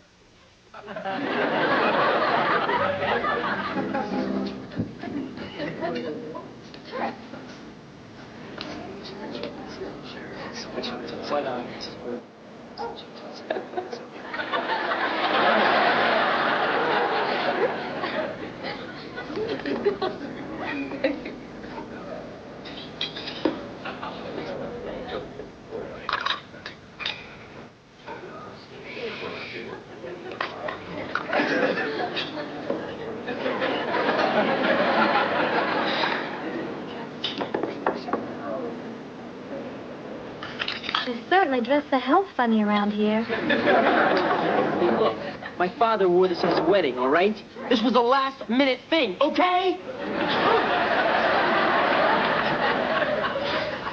So you having a good time? I've had migraines that were more fun. Your perfume smells nice. Oh, thanks. My dad had it flown in from Paris.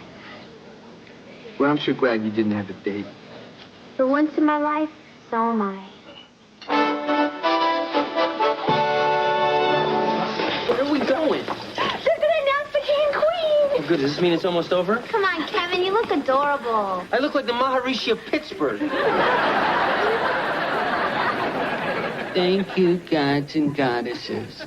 On behalf of the happy guys of Beaver Falls, who sponsored this year's homecoming jamboree and tire sale, I am proud to announce this year's homecoming queen and king. May I have the envelopes, please? I really hate this a lot.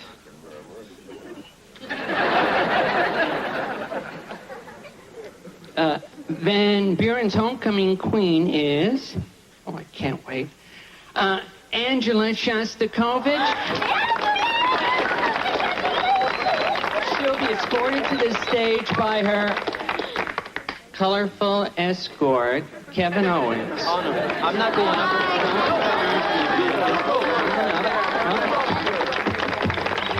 That's a good sport. I bet I know who the king will be. And Van Buren's homecoming king is Keith Elliott. And he leads to the stage his lovely consort, Heather Owens. Let's hear it for our royalty.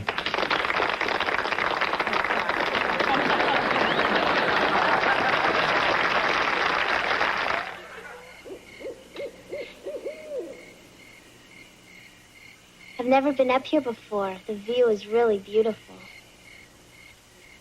Sure is. Why are you in such a rush to leave the dance early?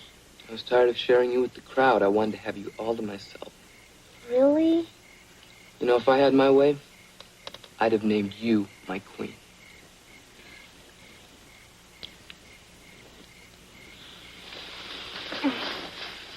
Keith, that's a little out of bounds. I like you, Heather. Well, I like you too, Keith. But I just met you. You feel something for me, you know it. Keith, I don't want to. You just need to relax. No, you need to cut it out. Stop it. I said no. No.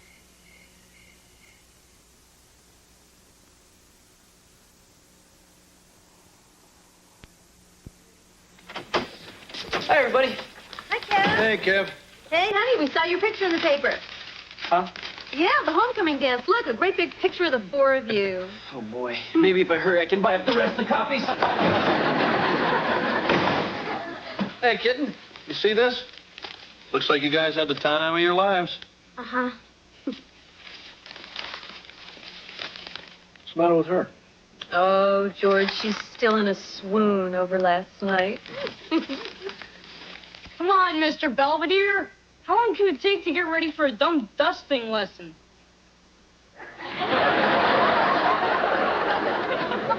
Mr. Belvedere, what have you done?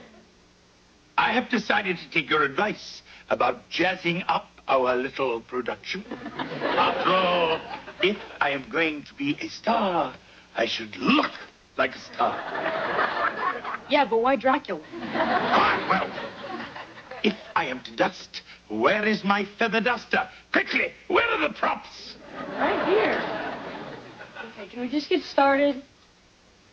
Here we go, and action.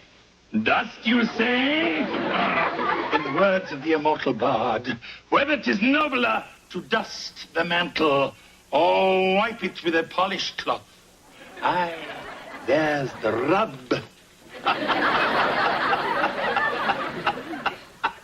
What are you doing? Calling the guys in the white jackets. Hello, Heather. Hi. You're missing Keith's football game. I hate football. There's hope for this family yet. Mr. Belvedere, I think I'd rather be alone. Is everything all right between you and Keith? Fine. You haven't taken his phone calls for a week. I'm playing hard to get. Oh, I see. Oh, by the way, I found something belonging to you. It was stuffed in a trunk in the attic under some of your old Cabbage Patch dolls. I didn't want it anymore. There's a large rip in it. How did it happen? Keith tore it. How? He tried to rape me. What? Why didn't you say something? I don't know. Probably because it was my own stupid fault. I mean, I take a bath in perfume.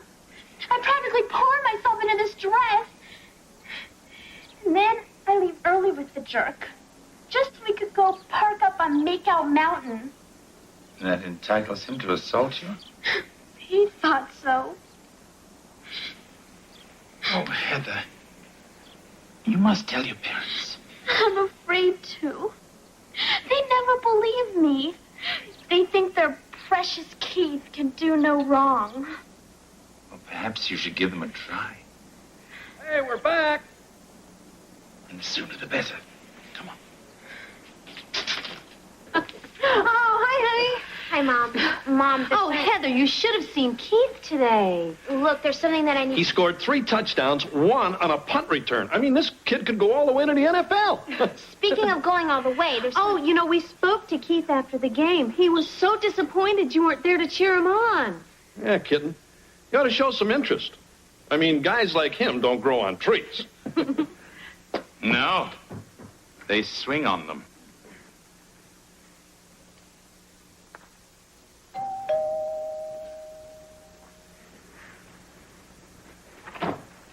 Hi, Mr. Owens. I mean, George. Hey, come on in, buddy. Hey, it's nice of you to invite me over to see your sports collection. It's a pleasure. Nobody else in this family appreciates it. Wow. A football signed by Terry Bradshaw. Yeah, he threw it at my head once when I called him Baldy. Keith, Hi, Heather. what's he doing here? I invited him. Why don't you sit down and join us, honey? Oh, no, thank you. Hey, come on, Heather. I haven't seen you for a long time. Gee, I wonder why. Hey, what's going on with you two? Oh, Heather, I managed to repair your dress. Look, you'd never know there'd been a huge rip down the front. What happened to your dress, honey?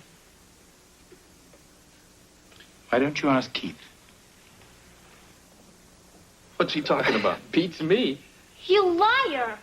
You jumped on me and tried to rip my dress off. Hey, lighten up. The dress ripped while we were messing around a little. Messing around? Is that what you call trying to rape me? What? I can't believe she's saying this. I screamed at him to stop, but he wouldn't. Hey, girls never mean stop when they say to. You know that. Sure. Sure. Listen, kitten, would you excuse us two jocks for a minute? We need to have a little mano-a-mano time. Ow! You got it. Look, Mr. Holmes. Shut up. Listen, the only reason you're still living is because you're not worth breaking an autograph bat over. Yes, sir. Girls never mean stop when they say to. Who taught you that, Freddy Krueger? I'm sorry. Sorry won't cover this one. Listen, cleats for brains. No means no. You got it? Got it. It's guys like you that give athletes a bad name. It's guys like you that give guys a bad name. Can I go now? Get out of here. See you around my daughter or anyone else's. You'll be running pass patterns in a body cast.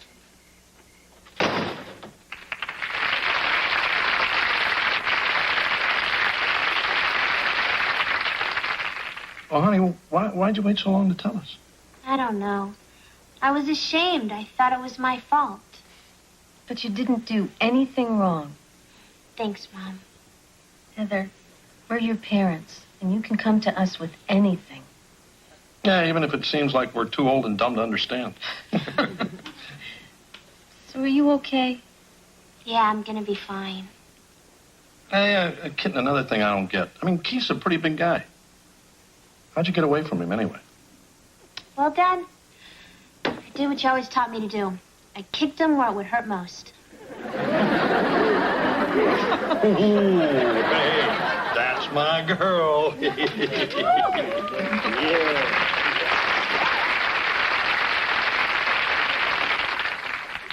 Ladies and gentlemen, the world premiere of my Mr. Belvedere video. Prepare to see genius at work. My thoughts exactly.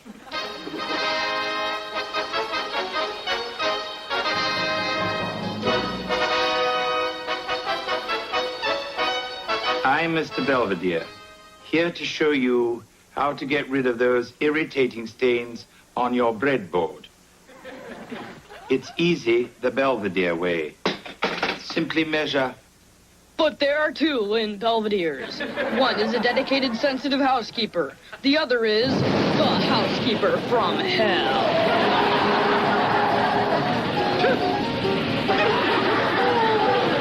Who is he? What is he? Why is he here? Let's learn more about this larger-than-life housekeeper. Mr. Belvedere comes from an old, distinguished family. After spending several years in the armed forces, Mr. Belvedere made his triumphant entrance onto the North American continent. Mr. Belvedere is the perfect housekeeper. He tends gardens. He unplugs stopped toilets. And Mr. Belvedere makes friends wherever he goes. A hard worker, Mr. Belvedere cherishes his quiet, private moments. He's a great little dancer. And he's no slouch as a singer. But as talented as Mr. Belvedere is, he's decided not to do any more videos.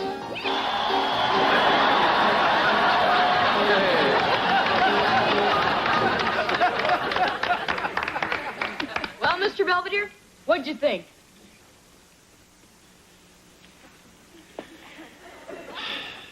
Not enough close-ups.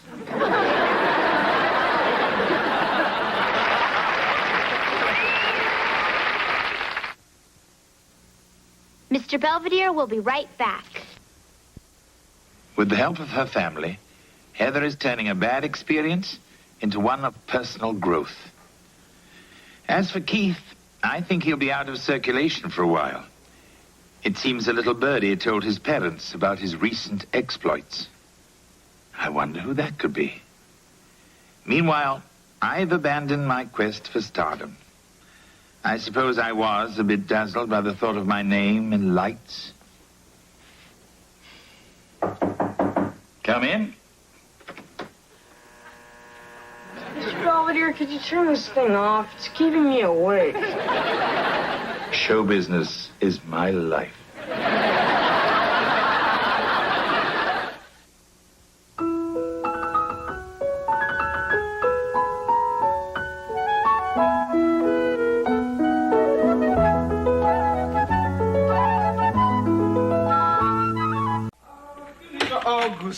Augustine. Ach, du liebe Augustine, ja. So, Carl, I take it you had a good date with that German stewardess. How can you tell? Well, usually you come in singing Eleanor Rigby. Look, Ilsa is one hot lady, and she's nuts about me. We're going out again tomorrow night. Ooh, 2 dates with the same woman? Wow, shouldn't the local news be in on this? You've never seen me operate, but now that we're roommates, you're in for quite an education. I'd rather have half the rent. Take Ilsa, for example. Now, last week was date 1, the icebreaker. Tonight was date 2, the sensitive dinner. Uh-huh. And what's date 3? Ba-ba-ba-boom. You show her how to vacuum?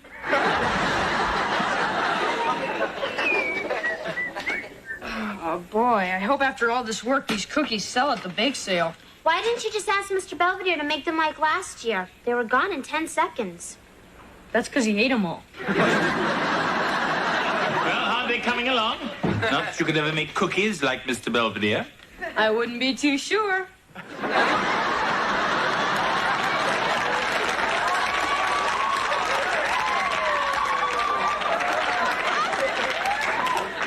How very amusing. I've even got a name for them. Belvedere's Bodacious Biscuits. So, what part do you want? Ooh, I'll take the tummy. But then there's practically nothing left. I'd have named some desserts after you, but they've already got Twinkies and ding-dongs. Hi, Mr. Belvedere. Hello, where have you two been? We saw Bambi. Oh, I love that movie. Oh, no, not the movie. Bambi Bernstein and the Beaver Falls Sound Machine. Hey, you want a nightcap? No, I'm tired. Hey, come on, Morris. The night is young. And I could go for some good times with a hot lady. Well, maybe Bambi has a midnight show. Good night, George. Good night, Mr. Belvedere. Good night, Mrs. Owens. You know, lately I get the feeling Marcia's lost interest. If you know what I mean. Not exactly. Well, do I have to spell it out for you? Well, I'm sure if you did, you'd spell it wrong. Forget it. George, are you trying to tell me that your romantic life has become stale? Yeah. S-T-A-I-L. I thought so. Well, if your love life has become boring, try some new surroundings. Like what? Well, how about the library? Then you can learn to spell while you're at it.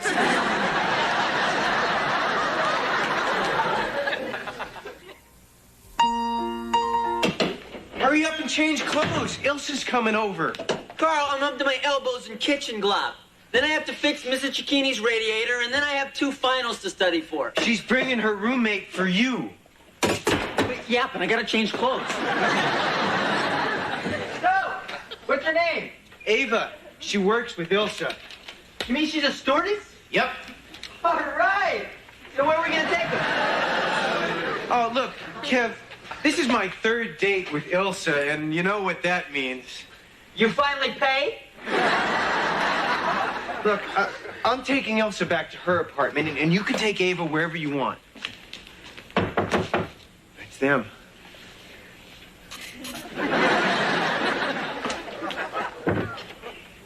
Ilsa! God, my Liebchen. Oh, you must be Kevin, Carl's lonely friend. I told her all about you. Thanks, Carl. Ava's going to love you. You're just her type. Oh, yeah? Well, I have a feeling she's gonna be just my type, too. Sorry I'm late, but I had to fight some Dummkopf over a parking place. The weightlifting training really paid off.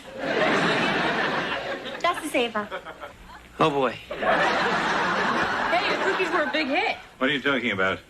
I sold all 6 dozen at the bake sale. One lady bought 2 to keep crows out of her garden.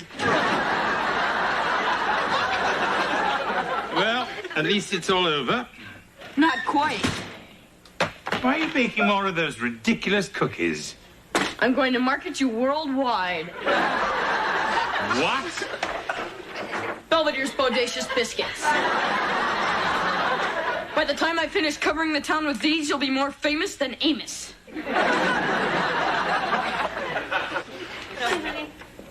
Hi, Mr. Belvedere. My, what strange cookies. But they look just like... They're gingerbread men. Hey, Marcia, you want to go to Makeout Point? Are you crazy? It's freezing outside. Well, I thought we could cuddle up under a blanket and, Never mind. You know, George is acting awfully peculiar. How can you tell? I hope he's okay. Maybe he should have a brain scan. I doubt they'd find anything. Anything wrong, I mean. What's his problem? You. Me? Yes, he thinks that you're bored with him.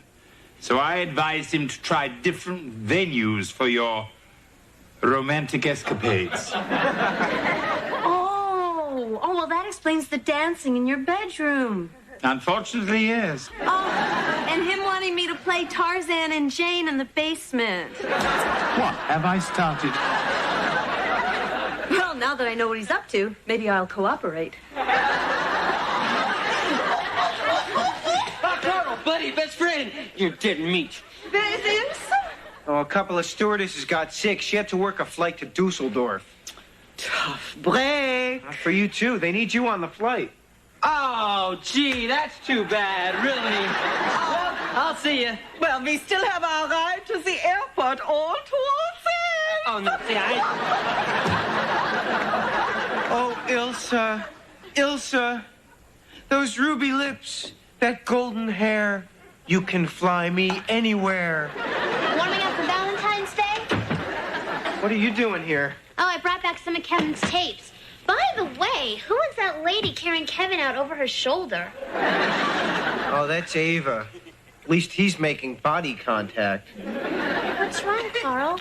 Well, why is it whenever I get my hopes up about someone, it always fizzles out? Because you're a dweeb. Thanks a lot. Come on, I'm trying to cheer you up. Yeah, right. Look, whenever I'm down, I try to think of something really great. Like, Bruce Springsteen jumping off stage and sweeping me up in his arms and carrying me away. At this point, that doesn't sound half bad. Come on, let's go for a walk. Grab a slice of pizza. I don't take charity. I'm buying. I like anchovies. George, I've never been more embarrassed in all my life. Oh, but you gotta admit it was different. What have these twits done now? What happened? Oh, George had this crazy idea. We were supposed to be total strangers who meet in a bar. Good Lord, it's worse than I thought. So we get all dressed up, and I go up to Marcia and say, "Can I buy you a drink?" There's an original line. So I say, sure. That'll be $200 for the slow gin fizz. Next thing I know, this plainclothes cop slaps the cuffs on me. He should have thrown a net over both of you. I'm sorry. I was just thinking out loud. I'm gonna take these clothes off. Oh. I'm sorry I got you into trouble. Hey, it beats falling asleep to Johnny Carson. Not believe the night I had. Not only will I not believe it, I won't listen to it. Good night. Hey, Kev. Oh, hi, Heather. Hey, listen, sorry about rushing past you before, but Ava was in a hurry. Yeah, I didn't know you went for the strong, silent type. Oh, it was the worst date of my life. Wow, that's really saying something. Yeah, so where have you been? On a date. Well, it wasn't really a date. It was more of a thing. A thing? Well, you know how sometimes there's somebody you never really notice, but you spend some time with them and they turn out to be okay, even sensitive, even nice? No. Well, that's what happened to me. And you know, maybe this could really turn into something. Heather, that's great. So who is this guy?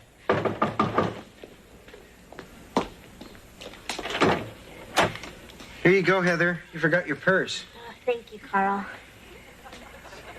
I don't know what I'm going to major in when I go to college. English or history or business or astronomy. Something along those lines. Hey, I'm a senior. I still haven't figured out what my major is yet. I'm thinking of becoming a guidance counselor. This was really a nice evening, Carl. Yeah, for me too. Hello. Hi, Kevin. Boy, isn't it a little late to be out? Oh, actually, I've stayed out a lot later than this. Not you. Come on, young lady. It's a school night. Who are you calling a young lady? Yeah, Kev, where do you get off telling her? Kevin! Hey, come on. Your date was over. What's a big deal? Well, you're embarrassing me and your best friend and most of all yourself. Hey, it's my life. Kevin, this is ridiculous. Look, it's my responsibility to look out for you. After all, I'm your older brother. Since when? Since I was born before you. Kevin, you were gone. You were over the edge. You were in Banana Land. Look, I know Carl. I know how he operates, and I have reasons to be concerned. Now, what did you two do tonight? Well, if you must know the truth, we had dinner, and then we spent the rest of the night on our backs. What? We went ice skating, and we're both klutzes, okay? You know, I don't like the tone you're taking with me. Well, then how's this tone? Blow it out your ear! Heather, I forbid you to see Carl. Or what? Or I'll be very, very disappointed in you. Kevin, good night. Get some sleep and then get a life. Heather, look, I mean it. Look, I'll see Carl whenever I want, and there's nothing you're going to do about it.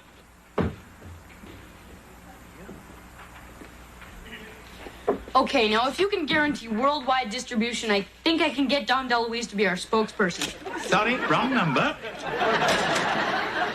You just hung up on the president of Nabisco. What kind of nonsense is this?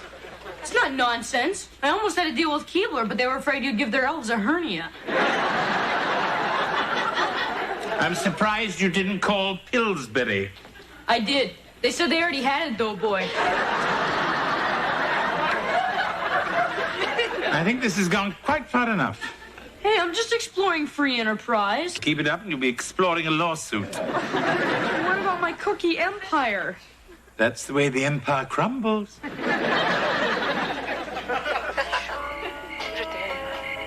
Oh, George, this is so romantic. Yeah. Nothing like a drive-in movie where they don't speak English. Now we really don't have to pay attention.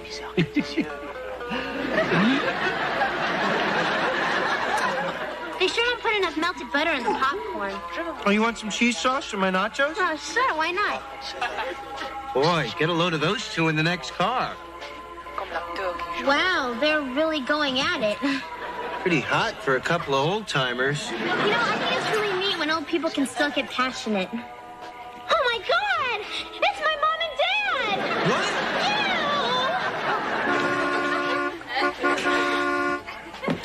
Hey, you big jerk, will you get... Hi there, kitten. Come on, Romeo. Looks like we got busted again. Boy, isn't it great to get away from Kevin? Yeah, he's been covering us like a cheap suit. I'm a little chilly. Oh, I got a jacket in the back seat. Okay. Here. Thanks. Ooh, your hands are so warm. You know what they say, warm hands, warm heart. I thought it was cold hands, warm heart. Oh, right. Well, my nose is cold. Well, that's a start. So, any more nachos? I can't believe this! Hey, look, I'm just trying to save you from my zipper for brains best friend. Will you get off it? Hey, look, don't let him fool you, Heather. He's got his plan all worked out. First, he tries to relax you. Then he tries to make you think he's all sensitive. And then... And then what? Ba-ba-ba-boom. He teaches me how to vacuum? You know what I mean. Okay, Kevin, you're right. We can't control our animal lusts. protect me from this sex maniac and take me home. You bet I will. Come on. Let's ditch him. Hey, Mr. Belvedere. Hello, Wesley. Hey, you're baking cookies. I always knew you were a smart lad. What's going on? I figured you'd never want to see another cookie again. Well, I got to thinking about what you said concerning free enterprise. Yeah? So, you have your bodacious Belvedere biscuits, and I have wacky Wesley wafers. Hey, I don't like this. Then you won't like the box. I wanted to display you in your natural habitat.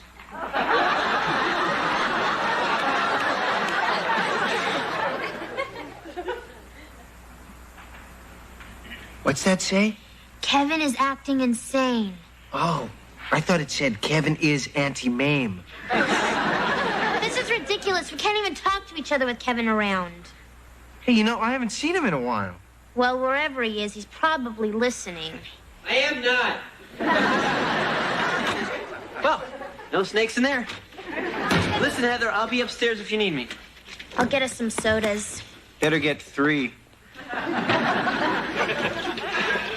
Oh, hi, Mr. Owens. Hi, Carl.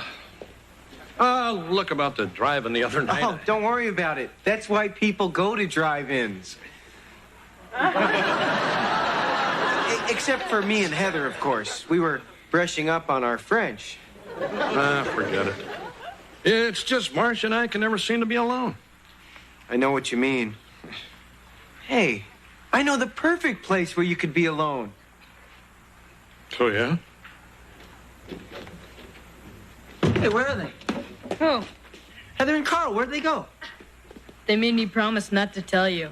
All right, here's $5. A promise is a promise. A tin spot is a tin spot. They went over to your place. What? They figured it'd be the last place you'd look. Oh, trying to fool Kevin Owens, are they? Well, somebody is in for a big surprise.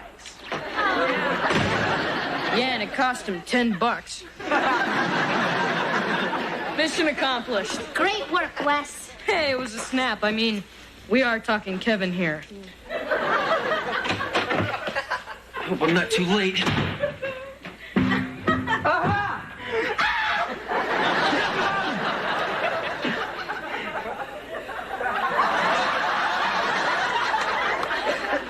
I was never meant to see that. Can't believe we've been alone for a whole hour. Yeah, it seems more like 2 or 3. I mean, I'm having a really nice time. Sitting here, staring at the fire. Boy, it sure is hot. Yeah, really.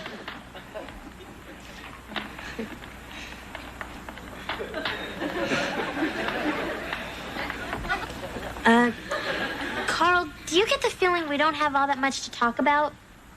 Well, what do you mean? There's the fire. And the weather. And hey, how about that Gorbachev? I mean, between you and me, now that Kevin's not pestering us, we don't have that much in common. Gee, we should. We've known each other all our lives. Well, you know, maybe we've just been doing this just to spite Kevin. Could be. There's only one way to find out.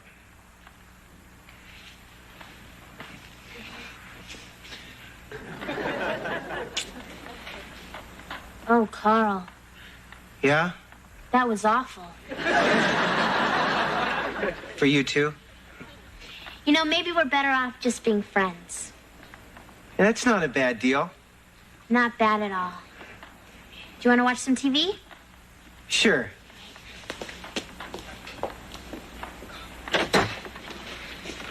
Uh-oh. Hey, look, guys, I've had a change of heart. If you want to see each other, I can't stop you. I don't even want to. It's not worth it. So, Carl, go ahead, date my sister, please. I don't want to date your sister. And I don't want to date Carl. Turns out we were just doing this to annoy you. Now you tell me. Well, I've unfinished business with Ilsa. So, Elsa, my fair Fraulein, may I interest you in a large cookie? It may be a bit stale. Don't worry. I'm used to airline food.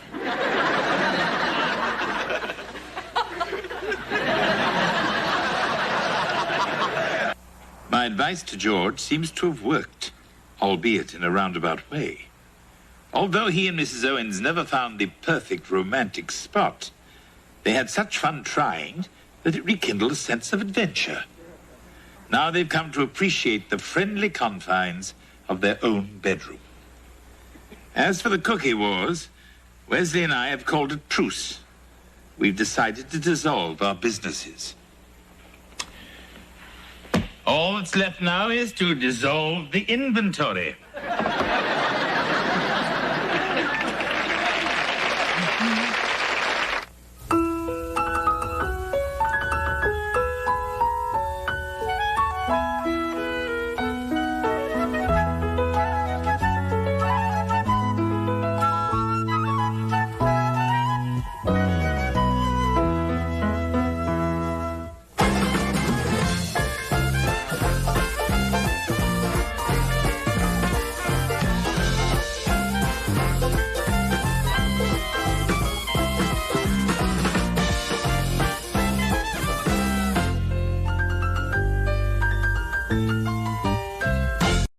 Hello, everyone.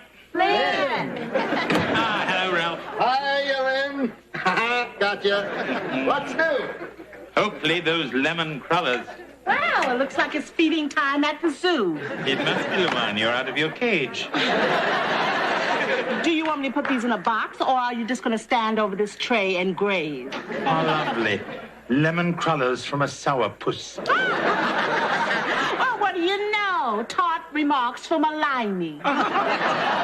You two, you're better than the Roadrunner and the Coyote. Here you are, Lynn. Thank you. Oh, come over here.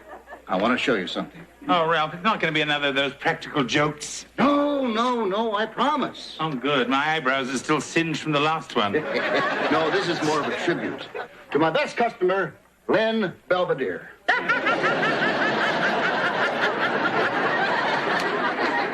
And they say sophisticated humor is dead. Well, come on, Luann. We're almost out of jelly filled. You want to make some? As soon as you get me some powdered sugar, it's way up on that top shelf in back, where you know I can't reach it. All right, I'll be back in a jiff. Sooner or later, one of Ralph's practical jokes is going to backfire on him.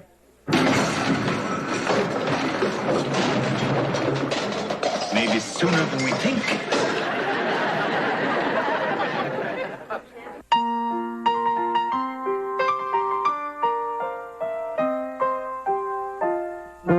Streaks on the china never mattered before. Who cared when you drop kicked your jacket as you came through the... Beaver Falls Donut World is a sadder place as we mourn the death of Ralph Del Vecchio. He will be missed by all of us here today, especially his loyal customers. Ralph Del Vecchio welcomed everyone into his humble shop until that fateful day when he was buried in an avalanche of powdered sugar and rainbow sprinkles. By the time I got to him, he was just laying there with a glazed look in his eyes. Now to say a few words in Ralph's memory is a man who loved his donuts more than any man ever loved donuts, Mr. Lynn Belvedere.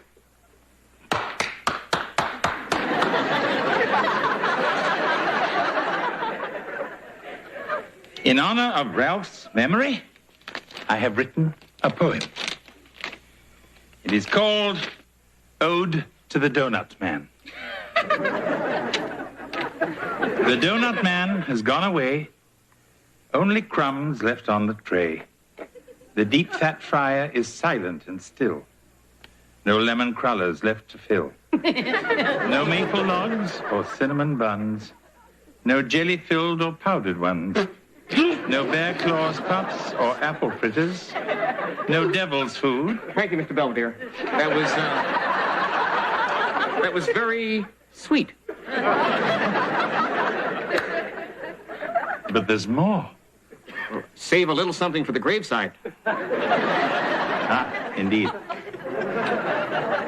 Thank you. Those of you who wish to may attend the burial, after which we will serve coffee and, you know.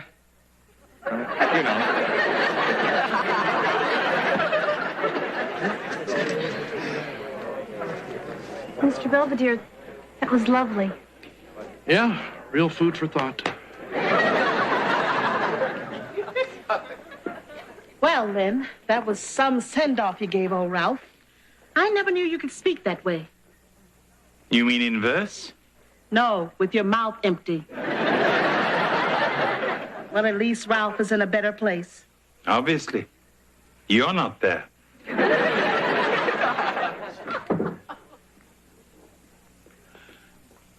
Ralph made a good apple fritter. The best. Norman Randall. Oh, how'd you do? I have been Ralph's attorney for the past 20 years. Mr. Belvedere, I wonder if you might have time to stop by my office sometime tomorrow.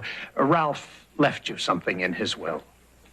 Say what? I'm sorry you're so upset. You bet your frosted long johns I'm upset. Why did he leave this place to you? Perhaps because I have a head for donuts. Yeah, with a great big hole in it. A view for the road on the house. You trying to fix a ticket or just run us out of business? You've been on my back ever since I took over. Well, look at you. You stroll in here late, you give away half our merchandise, and you eat what's left. I have 2 words for you. Make donuts. You don't want to hear the 2 words I have for you. You are the most difficult, exasperating, contentious. Hello. Belvedere, Luann? Yeah, we stopped by to see how things are going. Plus, Heather threatened to make breakfast again. Oh, everything's just fine, fine. Well, then why are the veins in your neck bulging out? They're trying to keep up with the rest of him. Yeah, you sure spent a little time down here. Why don't you go home? No, there are certain things I have to take care of. They've been taken care of are the 4 basic food groups: fried, glazed, powdered, and sprinkled. Yeah. Here, have some of my special double chocolate donuts. Come on, you can eat them on the way to school. What do I owe you? Oh, no charge. We'll just put them on Ronald McDonald's tab. Hey, thanks, big guy. Now who's giving away the store? That's different. They're my donuts. My donuts. My donut store. My donuts. My butt. That's it. I've had enough of your sass. You got that right. I quit. Oh, no. You're fired. I can run this place very well by myself, thank you. You're welcome. You know what Luann did today? She quit. How did you know? Word gets around. If I never see that woman again, it'll be too soon. Okay, who wants hot apple pie?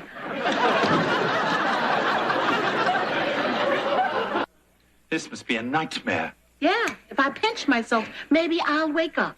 This house simply isn't big enough for the 2 of us. You'll just have to work around each other. No mean feat. No, it'll be easy. When Mr. Belvedere's at work, Luann will be here. Then when he gets back, she can go home. Well, I'm back. Fine. You can do the dishes.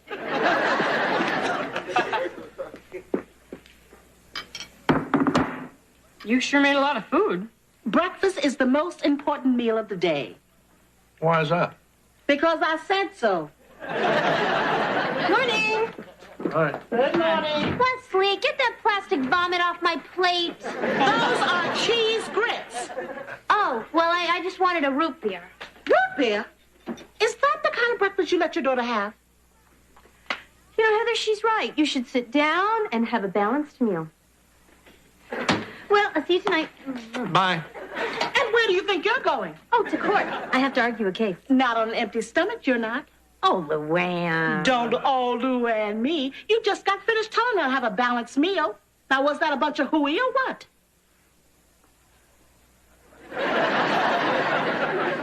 That's better. And if the judge gives you a hard time, just tell him to call me. Okay, let's dig in. Hold it. Don't you want to say something first? No belching? Don't you want to say thank you? Oh, Thank you, Luann. Not to me, to him. Okay, who wants to say grace? Hey, I got all day. Come on, Dracula. Suck her veins dry.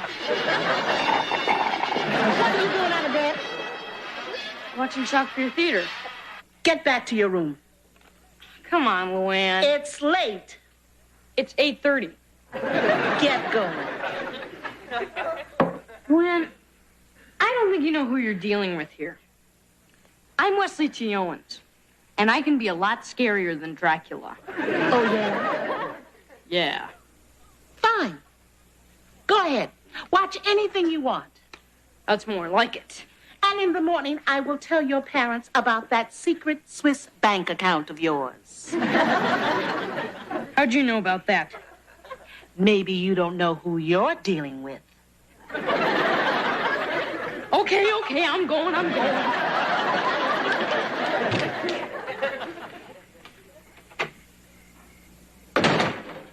Good evening.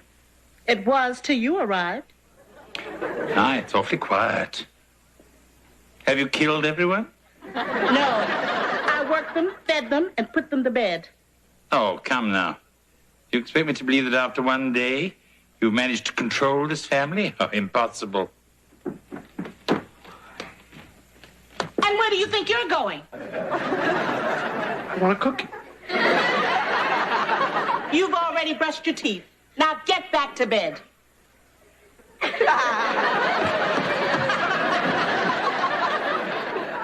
So where have you been? Cleaning up that mess you made at the donut shop? For your information, I was hiring your replacement. Just one? I did the work of 3. Yes. Larry, Moe, and Curly.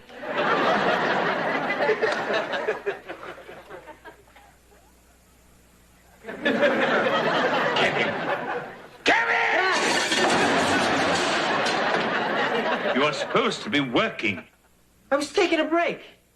The way you work, what's the difference? Hey, look, for 75 cents an hour, I don't have to take abuse.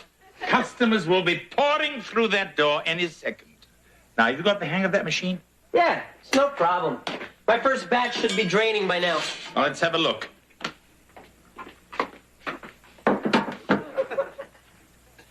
What's this? To eat or to sit on? You said you wanted a variety. I expected more of you, Kevin. What about all that experience with Mr. Clucks? But that was night frying. This is day frying. They're completely different. I think the only thing that's fried is your brain. Hey, will you lighten up? That was my first donut. Later on, I got much better.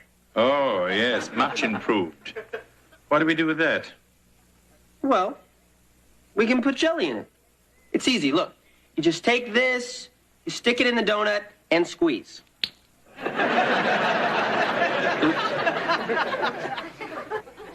No problem. Hey. I didn't want to waste a napkin. Well, let's forget about the jelly filling. What these donuts really need are some sprinkles. Good idea. But let's not forget the powdered sugar.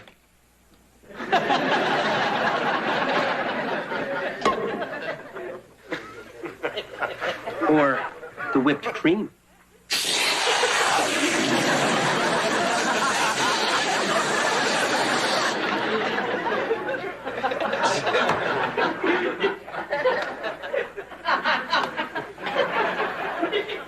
Or the chocolate frosting.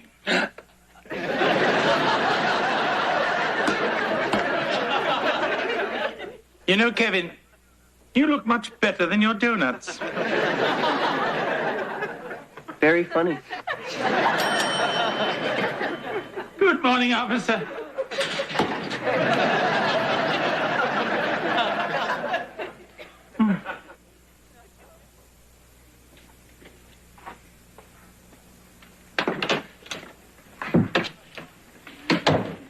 Oh, hey, Mr. Belvedere. Hello, Wesley.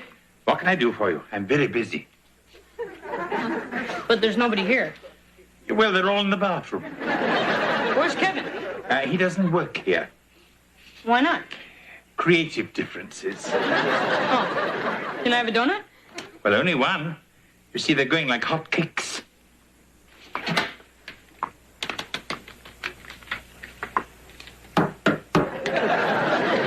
Spot could use this as a chew bone. Wesley, if you come here to make my life miserable, you're succeeding. Yeah, my life's pretty miserable, too, thanks to Luann. Well, I suppose there's good in everyone. Mr. Belvedere, why don't you just admit that this isn't working out for you and hire Luann back? I will not admit defeat, especially not to her. You always tell us to do the sensible thing. Don't you think you should practice what you preach? I will not be lectured to by a teenage psychopath.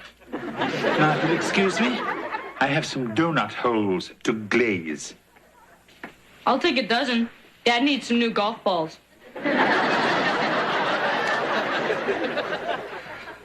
Okay, Luann. I finished cleaning my room. It's about time. What are you reading? Modern Donut. I'm just trying to keep up with my trade. Is that okay with you? Yeah, it's fine. Good. Now go sweep the patio. Well, theoretically. Isn't that why we're paying you? Are you whining again? Well, I finished mowing the lawn. Of course, first I had to shovel off the snow. Did you trim the edges? Oh, come on, Luann, don't make me work anymore. Well, I'm going to the mall. See ya. Hold it. What's underneath that coat? Huh?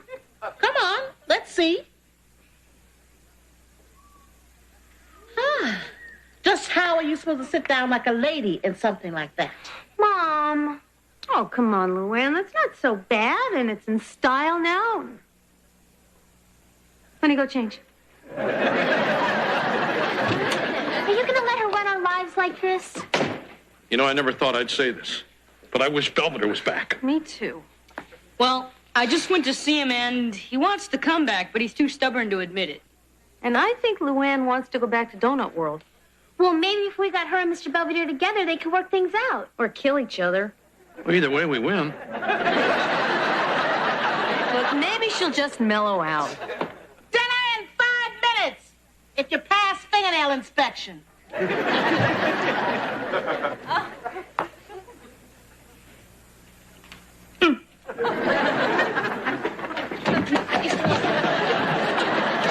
Oh, nice of you to drop by. Wasn't my idea. They said they were taking me bowling. They told me that once. Then they dumped me in the country. Too bad you found your way back. I bet they wish they had me back now. Oh, I'm doing the best I can. Well, so am I, but these donuts just sit here growing stale. What am I doing wrong? That's simple. You're making them instead of eating them. What? You lost your best customer. Him. Well, it was much more fun over that side of the counter. And I'd rather fry donuts anytime than to put up with those fools. I scaled Everest. I've swum the English Channel. Why can't I make a donut? 'Cause you never learned how. I did. Donuts are my life. Well, you'd think they'd be mine, too. After all, you are what you eat. Hi there. Why, hello, Mr. Randall. What brings you here? I just came by to see how you both were doing. Miserable. Good. I think someone would like to speak to you. Oh, hi, Len. Hi, Luann. Why, it's Ralph. I bet you didn't expect to see me again. In case you were wondering, I'm still dead. And this is my video will. Video will? That's right, Lynn, my video will. And if my plan is working by now, you can't stand the sight of another donut. Yes, you might say I've had my fill. Because you were eating too many of them. And I care for you. And I care for you, too, Luann. Yeah, right. I really do. The truth is, you deserve the donut shop. But sometimes people don't appreciate what they have, or what they expect to have, until they lose it.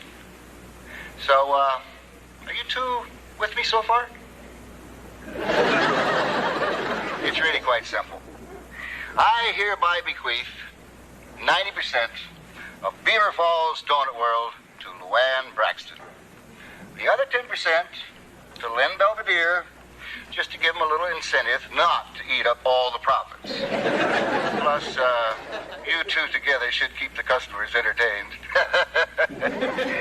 Well, I gotta go. It was fun while it lasted, but I'm late for lunch with Elvis. There's some paperwork to sign down at my office. I'll wait for you in the car. Mm-hmm. Well, I suppose you might say we're partners. Just so you understand, I'm the boss. Hey, Mr. Belvedere, can I make a kite? Certainly, Wesley. You see, I'm the boss in this house. I bet I can make two with your boxer shorts. Now that Luann and I have returned to what we do best, Donut World is running like a well-oiled machine, and the Owens family is not, which is as it should be. I still drop by the shop every morning, and sometimes I even offer my advice, which is when Luann puts her foot down, usually on top of mine. Deep down, though, I think she likes me. Otherwise, why would she care enough to limit me to one donut per day?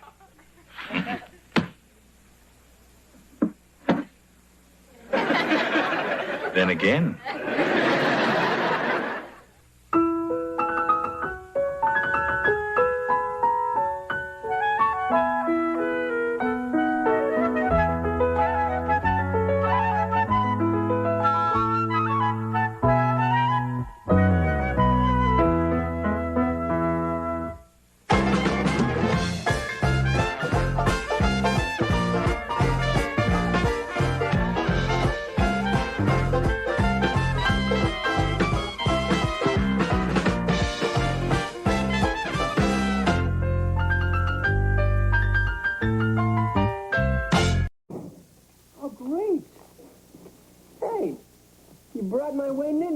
You know, women love it when I lip sync Dankeschön. Kevin, you must be so lonely. Hey, what's this? Dad's old tool belt. He figured you could use it since you do work around the building. Ah, thanks, but I really don't need it. I've got my trusty toolbox. Oh, too bad. I read this article that said women find guys who wear tool belts sexy and macho. You're kidding. Uh-uh.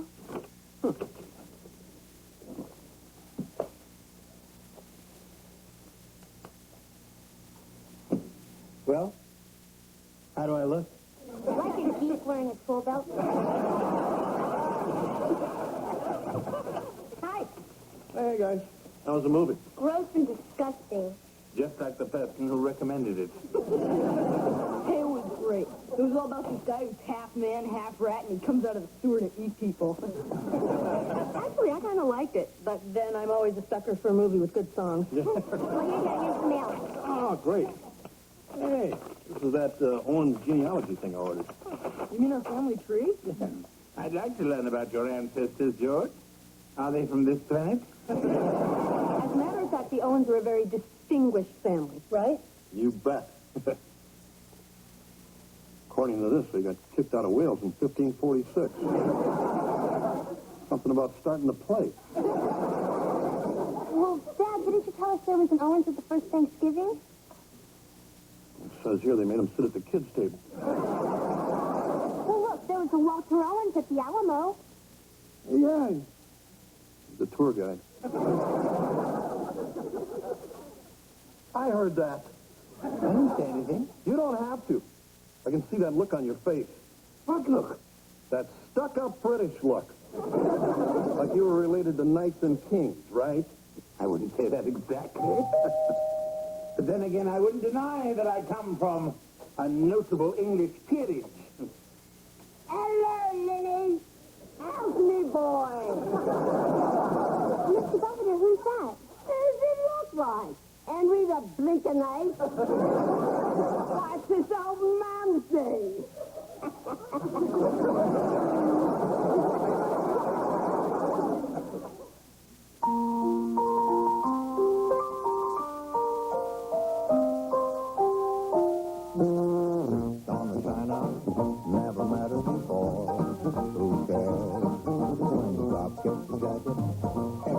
to the door. No one glares, but sometimes things get turned around and no one's spared. All hands look out below. There's a stranger in his cabin fall. Gonna need all the help that he can get. According to our new arrival, life is more than mere survival. We just might live a good life, yes.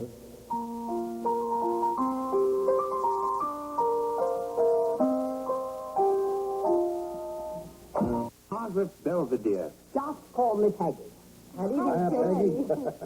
So, Peggy, how'd you get here? Yes, Mother, how did you get here? I didn't send you a ticket. Oh, well, you know us Brits. Lenny, we bet on anything.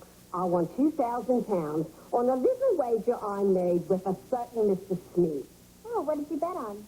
What Prince Charles wears under his kilt. Well, Mother, I'm sure you're tired, and we better get to move to one of Pittsburgh's best hotels. Hey, what do you mean? Well, she doesn't get away very often. And I thought she'd like room service. Well, it's great. She can stay in Kevin's room, and you can wait on her. Peggy, it would be a pleasure to have you stay here with us. Oh, thank you, Mum. It'll only be for a few days, Lenny. I'll try not to get you there. Well, all right, let's get you settled in. That's a good lad. This way, Mother. Right behind you, Lenny. Hey, Mrs. Belvedere. What does Prince Charles wear under his kilt? Keep moving, Mother. Keep moving.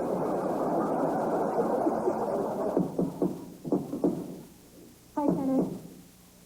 Kevin. The door to my balcony is jammed shut. I wondered whether you could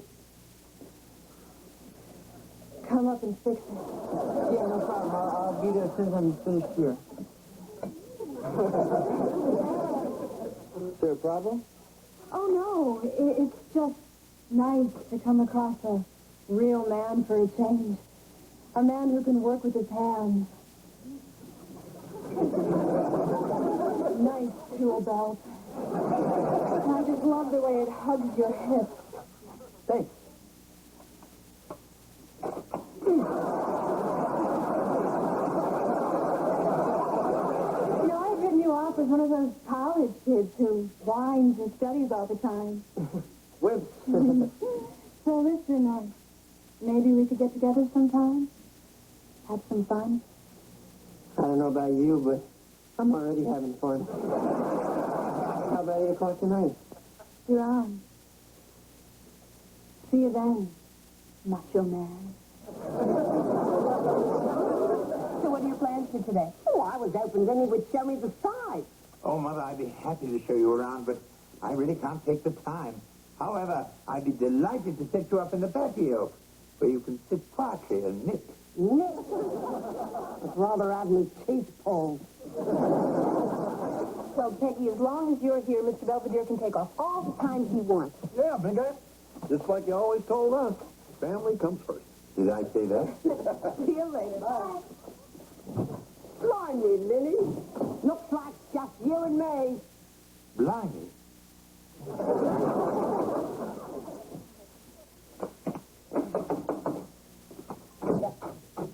Kevin, the door jammed again, and my cat is stuck on the balcony. Could you please come up and fix it? Oh, sure. Where's your tool belt? Well, it's just for us to go out. Oh, weren't you going to wear your tool belt? I hadn't planned on it. You know, if you wear your tool belt, we might not have to go out.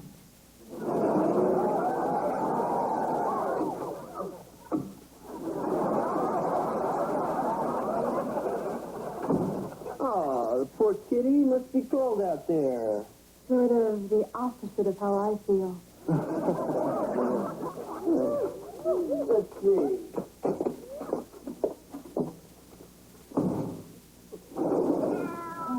My macho man.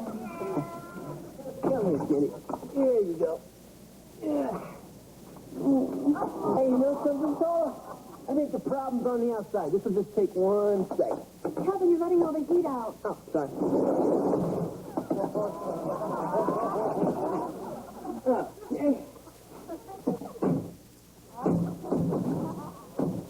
Oh, no, it's stuck. smoking out here.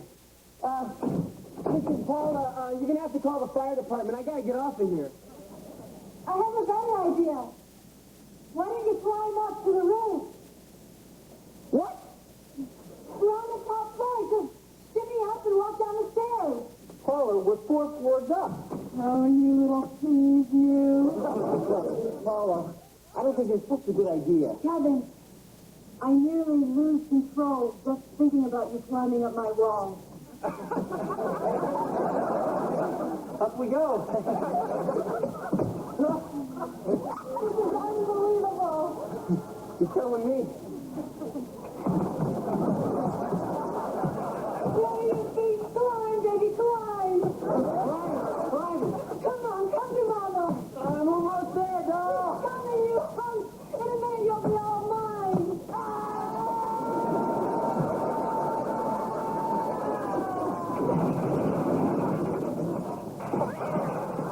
What a man! Hi, kids. Hi. Where's Belvedere? Out with Mumsy again? Uh-huh. Where were they off to today? Well, first Mr. Belvedere said they were going to the Art Museum and then to the University of Pittsburgh. Something about a lecture on Thomas Hardy. Thomas who? That's what Mumsy said. I've never been so humiliated in my life. Oh, sure you have. What about when your bitches spit his foreplay and you bears your bottom to the vicar?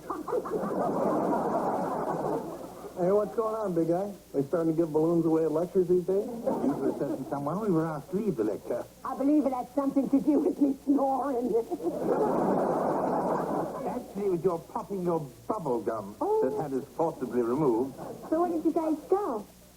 Six Flags over Beaver Falls. The most fantastic roller coaster they had. I almost lost my old tummy. Father, the whole point of the day was to absorb a little culture, to broaden our minds, to finally do something that I wanted to do. But every day you've been doing something you wanted to do. Oh, was it I who wanted to go to the demolition derby, or to the boat show, or to that hog calling contest in Altoona? Last night we went to the Bloomin' Ballet. That was not the ballet, that was the ice capade. That was not Baryshnikov, it was Snoopy. Very different. Excuse me, I'll be in my room. I hope it was nothing I said. Anyone want a balloon? Nothing. What you doing? I'm trying to watch the opera. I'll watch it with you then. I don't think you'll be interested. Nobody drops their pants. Oh, Lenny, you always want the one. Mother, shouldn't you be getting your sleep? I mean, you've got a very big flight back to England tomorrow. Lenny, we've had our differences, but we had our good times together, haven't we? Yes, the days simply flew by. What with us palling about and the Owens blokes being so cheery and all? Well, it isn't. Why not move to Beaver Falls?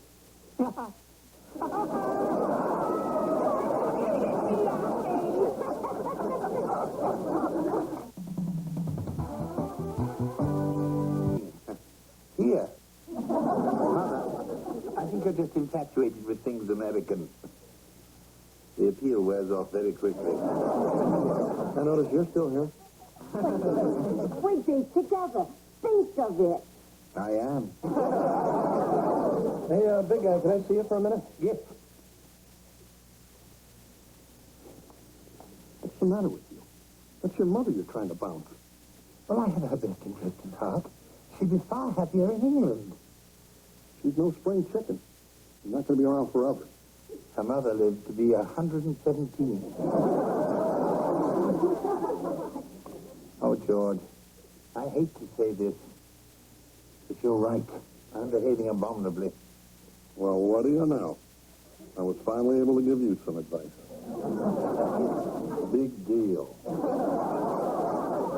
Mother, I'd be delighted if you'd stay here in Beaver Falls. Oh, Teddy, and you're welcome to stay here with us as long as you'd like. Oh, that's most kind of you. And now I think we'd best be getting you up to bed. I know the way. Up you go. Tonight I'll tuck you in. Mother, I'm 62. So think, I might be here when you turn 63. 64. 65. are you doing? Hello, love. Pull up a chair. We'll have bangers and mash in a jiffy. No, Mother, I'll prepare the family breakfast. Now, George here won't accept payment for me accommodation, and I ain't no freeloader. Now, listen, Mother, I'm Go on now. Put your bum over there. No, Mother. Mother! Hey, this is great. Yeah, it's even better than midget wrestling. Who the hell asked you? George, who's that? Homer Hofnagel. Telling me how much he likes your leopard bikini underpants. Well, how did that man ever see my underwear? That's what I'd like to know. Seen him hanging on the line. I did a load of laundry, you know. Mother, we do not put personals on the line. That's why we have a dryer. But they always hung things out on the line back home. Well, you're not back home. You're not in Higby Road. And I will attend to the duties of this house in a dignified and proper manner. Mrs. Owens, I will remove your panties from the leering gaze of Mr. Hofnagel, and then I will return and prepare the meal. Any questions? No. Kids.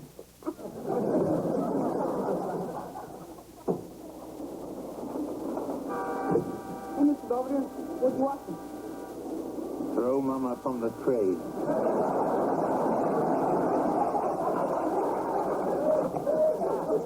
Your mumsy's getting to you, huh? Well, let me put it this way. I'm actually beginning to appreciate you. But who your mom? Wesley, I'm not very proud to say this, but my mother embarrasses me. Why? I'm not embarrassed by Dad, and look at him. You got me there. Look, we think she's really neat, even if she don't. And I don't think you should keep chasing her around making excuses for her. Now I'm really embarrassed, Why?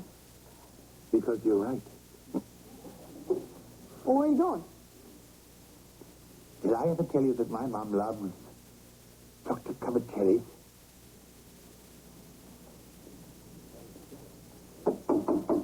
Who is it? Mama.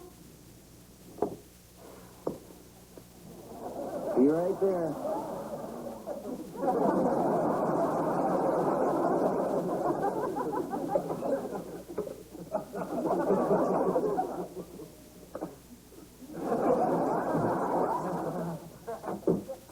Hi, Paula.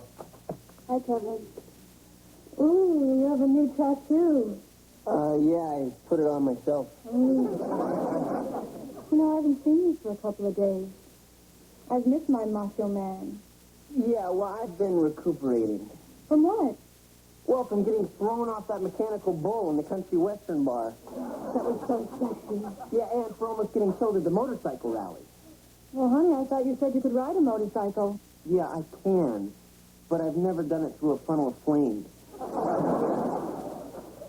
Look, Paula, I'm really not sure where this relationship is going, except maybe to the hospital. Don't you want to be my man anymore?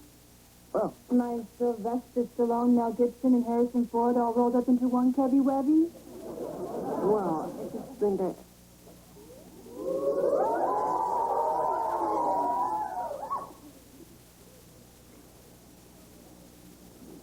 Okay. Good. Because my old boyfriend said he's coming for me, and I want you to kick his butt all the way back to the stinky old Marine. Wow, is that really where Mr. Belvedere grew up? What's going on? Mumsy's giving us a picture show. And that's Higby Road. Look familiar, Lenny? Yes, Mother. And that was our happy home. Wow, that place was a mansion, Mr. Belvedere. Of course, we only had one room in the basement, things being what they were. Gee, that must have been awfully crowded. It was the least of it. To get to the loo, we had to go outside and clear down the alley. Remember you running through the snow at night? Yeah, I suppose. Now, anyone here look familiar then? You mean Mr. Belvedere's in that picture? Well, no one called him Mr. Belvedere then. Well, which one is he? Well, we know it's not the little guy in front. Oh, there he is. Oh, don't you get surprised, though. That's me, Lenny, all right. And an hard-working lad he was, too, helping us to make ends meet. Excuse me, I'm going to get some air.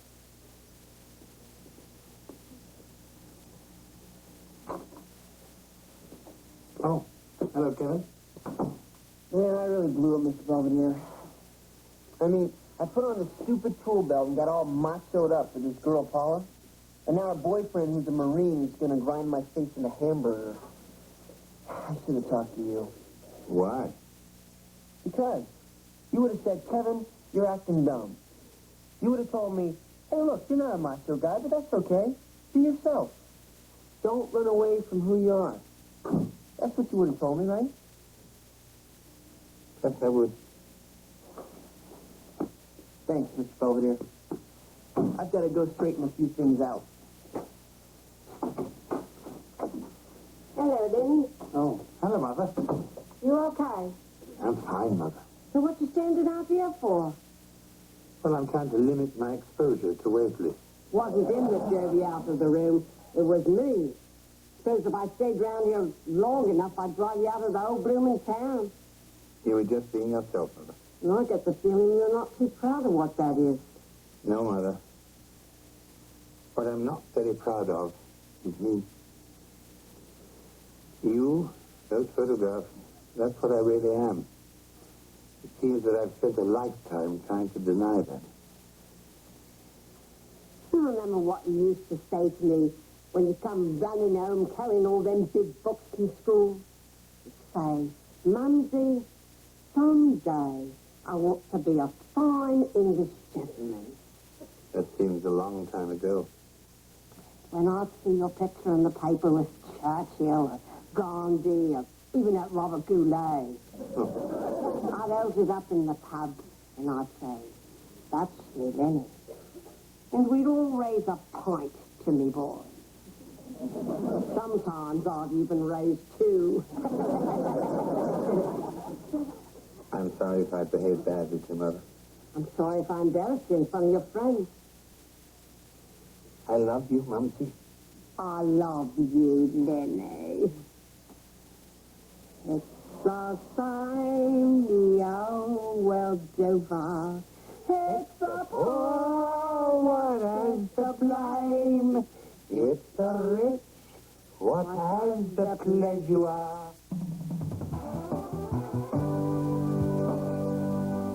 Off to bed. Her plans are not yet finalized. But whether she decides to stay or go, the important thing is, I'm proud to say, she's me mum. Come in. Benny, I appreciate the chocolate-covered cherries, but they never was me favorite sweet. They was yours. So have a go at them, son. Mumsy knows best.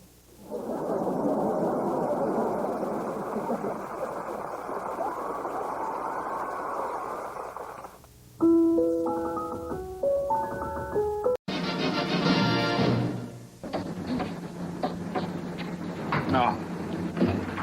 I'm telling you, Mr. Belvedere, they aren't ready yet. Nonsense. These things have been in this blasted furnace for over half an hour.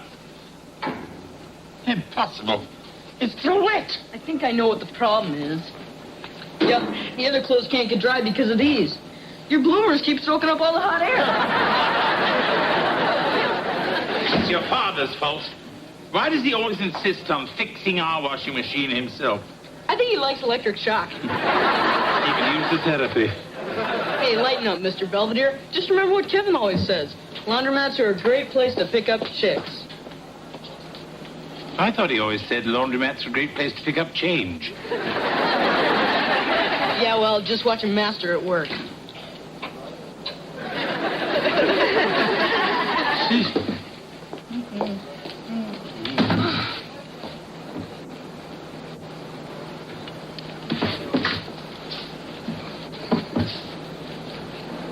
Oh, somebody been making mud pies? Excuse me. Oh, these. They weren't mud pies. Spanky pushed me out of a tree. Spanky? A 5-year-old gorilla who doesn't like to share his blackberries. Oh, I'm sorry if I'm not quite making sense. I just spent 5 years living with mountain apes in Rwanda. Really? I live in a monkey house here in Beaver Falls. How has Africa's loss become our gain? Oh, the grant money ran out, but the University of Pittsburgh offered me a position as a guest lecturer, so here I am. Well, neighbor, we must get together and swap stories about the Dark Continent. You've been there? Yes, I spent several years with Sir William Daly in the Congo. Actually, one of the tribes made me an honorary witch doctor. You're not serious. I have the shrunken heads to prove it. I'm Lynn Belvedere. Louise Gilbert. Boy, the attitude some women develop by the time they're 13. Lynn, here's my phone number. Why don't you call me? Say after 5? Oh, you can count on it. Well, it's been a pleasure, Louise. Who's that? Oh, just a chick I picked up at the laundromat.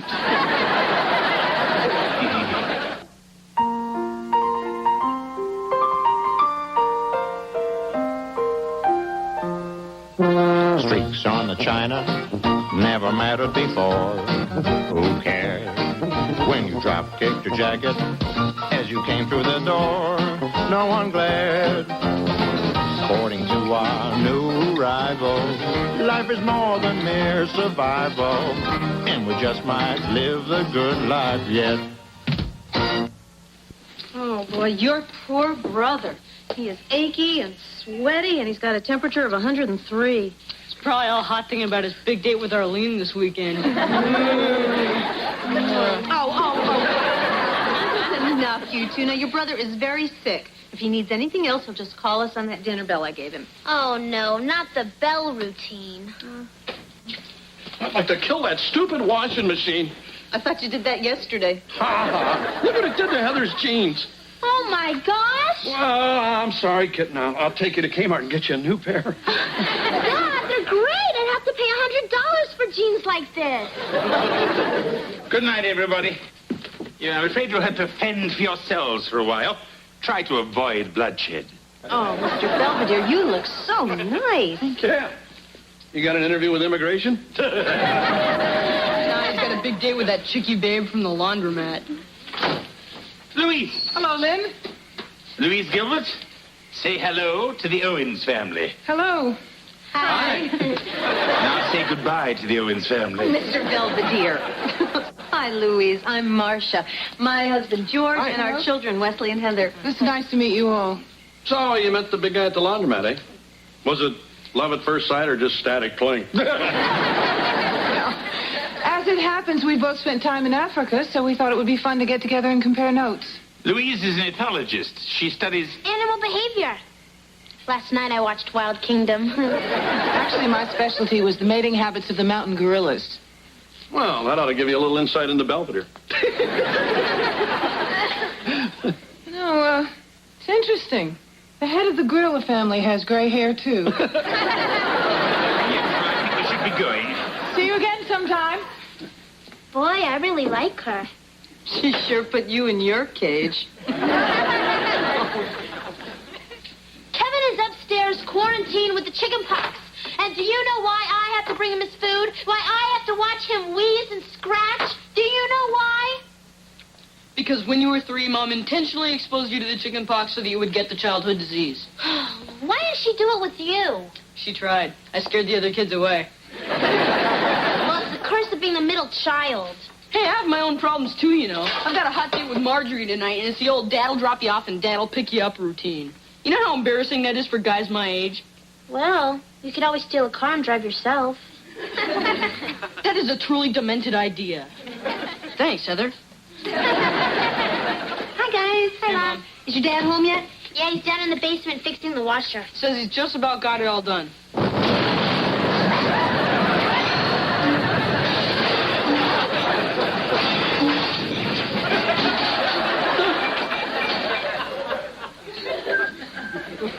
Whoa, Dad, you look like something out of Roger Rabbit. A breeze seems to whisper Louise. Birds in the trees seem to twitter Louise. George, you know what the Surgeon General says about smoking dynamite.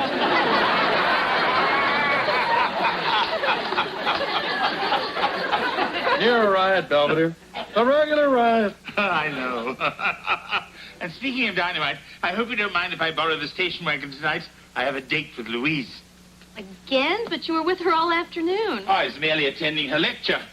Do you know, gorillas rise in the morning and eat, and then nap until dinner? Sounds like your schedule. Yes, well, anyway, tonight we're going to a drive-in. Yeah, we'll have a real great time. Don't mind him, Mr. Belvedere. He's just grouchy because you have a date and can drive and he has a date and can't. Oh, don't worry, honey. Daddy will drop you off. That's what I'm afraid of. I have a great idea. You get your gal, and I'll get mine, and we'll go double. You mean go to the drive-in with you? Uh-huh. I can't even picture it.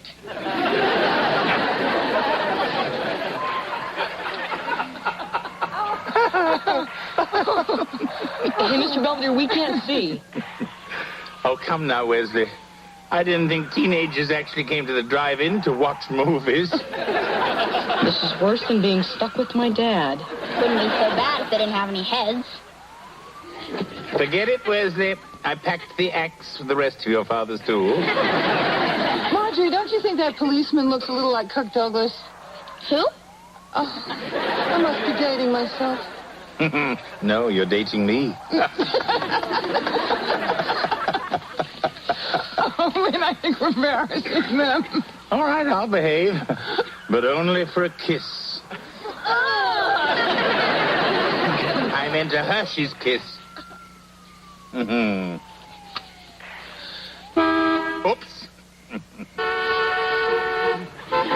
Why is everybody else honking? Because you started it. Scientifically, that's called imitating disruptive behavior. It's fun. Hey, you want to grow up? People are trying to watch a movie here. I'm sorry. There's some people act in front of their kids. I fear for our children's future. Well, I hope you two are happy. Sorry, hon. The washer warranty does not cover the problem. Well, that can't be. I mean, I don't even know what the problem is. Well, the problem is the warranty's only good for 36 months. You know, that always happens. A thing breaks down right after the warranty runs out. George, the machine is 13 years old. Well, I can still be mad, can't I? Well, I think Kevin's gonna survive the chicken pox, but they may kill me. Oh, he still got you going, huh? You know, I don't mind taking up his meals or changing his sheets or reading him bedtime stories like Babar the elephant. But making me sing feelings to Arlene over the phone because he's got a sore throat, that's really pushing it. Well, why didn't he ask me? I love that song. Oh. Sorry, honey. I think that's your brother tinkling. Florence Nightingale was a sucker. I have never been so humiliated in my life. What's the matter, champ? You and Marjorie lock braces? It wasn't my date, it was Mr. Belvedere and Louise. First, they almost get us thrown out for honking the horn, and then during the intermission, they were playing on the swings and doing gorilla mating calls. Well, where's Belvedere? My best guess? He and Louise are probably in the snack bar starting a food fight. Movie's over, Lynn. I know. We're the only two people here. I know.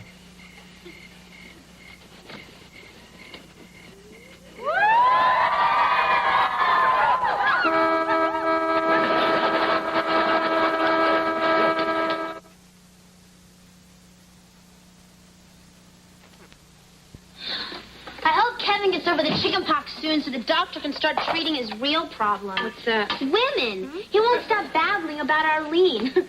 I just found him trying to escape out of his window. One more tight a bedsheet and he'd be crawling down the driveway.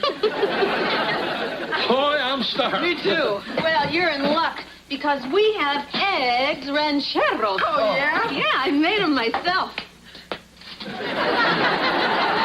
But then I think about my darn cholesterol. Yeah, and you know you're never too young to start watching your diet. Adios, Mom. Bye. Hey, wait a minute. Now, Mr. Belvedere is sleeping in this morning. I have spent 45 minutes on these eggs. I followed the recipe exactly, down to the hot chilies, and you are going to eat them. It was nice knowing you, Dad. Oh, how late was Mr. Belvedere out last night anyway? Oh, gee, I don't know, but sometime around dawn, I heard him belting out an inspired version of Love is a Many Splendid Thing. Maybe that's what set off the Huffnagel's dog. Good morning, fine family. Beautiful day. Wonderful world. Life's fine. There you have it, folks. The difference between a date that ends in disaster and one that ends at daybreak. So, did you have fun last night, Mr. Belvedere? Last night? Oh, yes, last night. It was pleasant. Pleasant as in you'll be seeing Louise again today? Oh, Heather, Louise and I are not easily infatuated teenagers. We don't have to see each other every waking hour. Oh, of course you don't. We just happen to be somewhat compatible adults. Absolutely. Yes, I mean, I think of Louise as my new friend. Considering that dopey-looking turtleneck you're wearing, your new friend must have given you one beauty of an old-fashioned hickey. Nonsense! Louise and I behaved with utter decorum and civility last night. Come in. Good morning, everyone. Ah, good morning, Hickey. I mean, Louise. Good morning, Louise. Forgive me for barging in at such an inconvenient hour, but somehow your wallet wound up in my jacket pocket last night. Oh, thank you. Oh, and here are your Necco wafers. Oh, I was looking for these. Well, I have a 9 o'clock lecture. Gotta run. Nice to see you all. Goodbye, Len. Goodbye, Louise.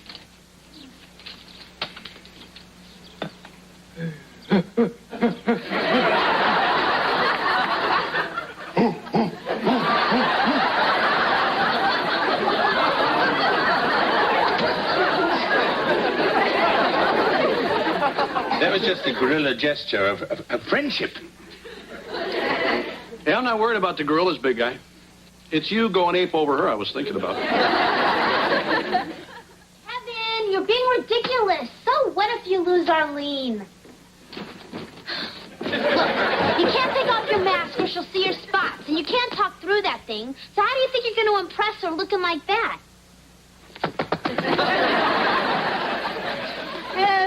Have you seen my attache? What's that? You mean this? It's one of Louise's friends. Yeah, that's it. It's one of the gorillas from the mist. Kevin, is that you in there? What are you trying to do? Have a relapse? Now cut out the monkey business. Go upstairs, get undressed, and go to bed. Oh, I told you this was stupid. Sometimes I wonder about that boy. Must come from George's side of the family. Hey, what's the deal, hot lips? Not going out with Lover Girl tonight? Why should I, Wesley? We're not going steady, as you say in your simplistic American vernacular. Hello. Oh, hey, Louise. It's the girl you're not going steady with. Here's 20. Get lost. Okay. Hi. Hi. Haven't heard from you in a few days. Well, I've been very busy. What with the spring cleaning and the Owens crawling out of hibernation. I've missed you. I must confess I missed you, too. Well, good. Because the professor I work with has a cabin up at Seven Springs. It's on top of a hill nestled among the pines, and I thought maybe we could... Go together? Am I being too forward? I'm used to spending time with gorillas, and they usually get right to the point. I'd love to go with you, Louise. Now, what should I bring? Toothbrush, change of clothes, and it's a private lake, so a bathing suit is optional. Hi, big guy. Hi, Louise. Oh. You okay, Belvedere? You look like somebody stole your ding-dongs. I'm fine. I'll call you, Lynn. 3 days and 2 nights in a cabin in the woods. Sounds wonderful.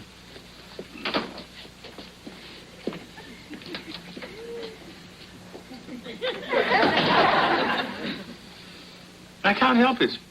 I'm an incurable outdoorsman. Weekend in Pines? Better watch out, big guy. That's how these women reel you in. Or in your case, harpoon. No, George, I do not plan to get reeled in. No man ever does, big guy. No man ever does. The prospect of a weekend with Louise is quite appealing. After all, I haven't skinny dipped since that festival at Woodstock. On the other hand, perhaps events are hurtling on too far, too fast. The real problem is, old romantic feelings I'd long thought lost are stirring once again. Uh-oh. Okay, that's it. I give up. I threw in the towel. I call the washing machine guy. He's sending somebody over tonight, and that baby's getting fixed once and for all. Oh, George, I get such a tingle when you take command. Whoa, Mr. Belvedere, you're looking really good. Another big date, big guy? Something like that. Gee, I wonder who it could be. Hello. Hello. Hello. Aren't you going to introduce me? Us? Oh, everyone, this is Giselle Hufnagel, the Hufnagel's cousin from Wichita. Oh, welcome to Pittsburgh, Giselle. Well, actually, I'm only here for the small appliance convention. Why? I demonstrate small appliances. Want to hear my pitch for the Acumatic 1000 Mighty Mouth lint sucker? I got no plans. Oh, Giselle is only here for a few days, and I thought I'd show her the sights. Why don't you start with my room? Well, shall we? I'll get it. It's probably the repairman. Oh, hi, Louise. Hello, George. Is Lynn ready? Belvedere, are you ready? Ready? Come on, Lenny, I want a disco. Woo! Lynn, what's going on? Who's this? Louise, I'd like you to meet Giselle Hufnagel. How do you do? Pleased to make your allegiance. Want to hear my pitch for the Decade 2 nose hair plucker? It's rechargeable. Aren't we going on our trip? Trip? To cabin in the woods, the pines. Ah, yes, the Pines. Yeah, oh, yeah. Well, there has been... that is to say that... I think you blew a circuit. I'm taking Giselle out on the town. What? I know I should have rang and told you, but I've had so much on my mind. If you never want to see me again, I quite understand. I see. Is there somewhere we can speak? Alone? Patio's available, big guy.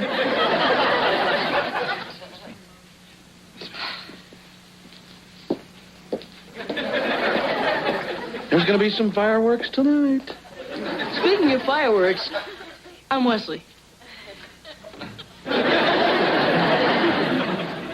So what are you saying? Our big trip comes along and you simply forgot about it? It must be old age. I'm forgetting so many things lately. You didn't forget about your date with Trixie in there. Now, there's no need to drag Giselle into this. You're the one who dragged her in, remember? We didn't agree to go steady, Louise. Oh, so that's it. You think I'm crowding you. Well, if you want to play the field like some silverback Rwandan gorilla, be my guest. As much as I resent the simian comparison, I suppose a little freedom has its advantages. Oh, fine. Well, I sure wish we had this conversation before I laid out $150 for a black lace negligee. Black lace negligee. Ooh. You think she's going to hit him? I'd sure belt you. Where's Giselle? I don't know. Hey, Wes! Lynn, you have me at a total loss. I mean, I thought it was odd that you didn't return a few of my phone calls, but I never dreamed you'd stand me up. Listen, Louise, after you had invited me away for the weekend, it was all I could think about. This sounds better. Then I started worrying where a weekend like that could lead. Well, I was hoping we could toast marshmallows. You know what I mean. I haven't been exactly comfortable with the runaway train we're on either. The truth of the matter is, I have trouble dealing with the kind of feelings I have for you. The last time I felt this way, I got so scared, I had to go and climb a mountain in Tibet. And you were hoping Giselle would save you the trek up Mount Kilimanjaro? I have a trunk full of small appliances. I'm sorry if I hurt you, Louise. Actually, I'm flattered. The question still remains. What are we going to do? You got awfully quiet out there. Maybe she killed him. Well, if you don't, I might. I want a party. Well, what do you think's going on? Oh, hey, knowing the big guy, he's probably letting her down easy. You know, giving her the old hasta la vista.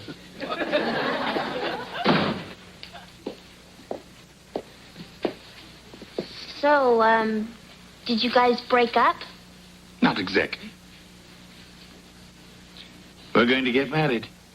Does this mean we're not going out?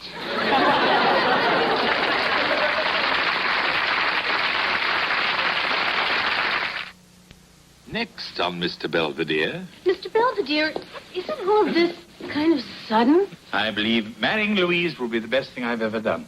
You're going to be the first broad on the moon, Louise. Pow! It seems that Louise has been recalled to Rwanda. If you're her husband, that means that you're... I'd be going with her. Tuesday, kick off your holiday the all-American way with Tony and Angela on Who's the Boss. And Kevin comes to the rescue when Winnie becomes stage-struck in the school play on the Wonder Years. After, the holiday celebration continues with Roseanne working for a boss half her age. And Christine shows her unswerving love for Coach. Now stay tuned for The Dead Zone on the Sunday Night Movie.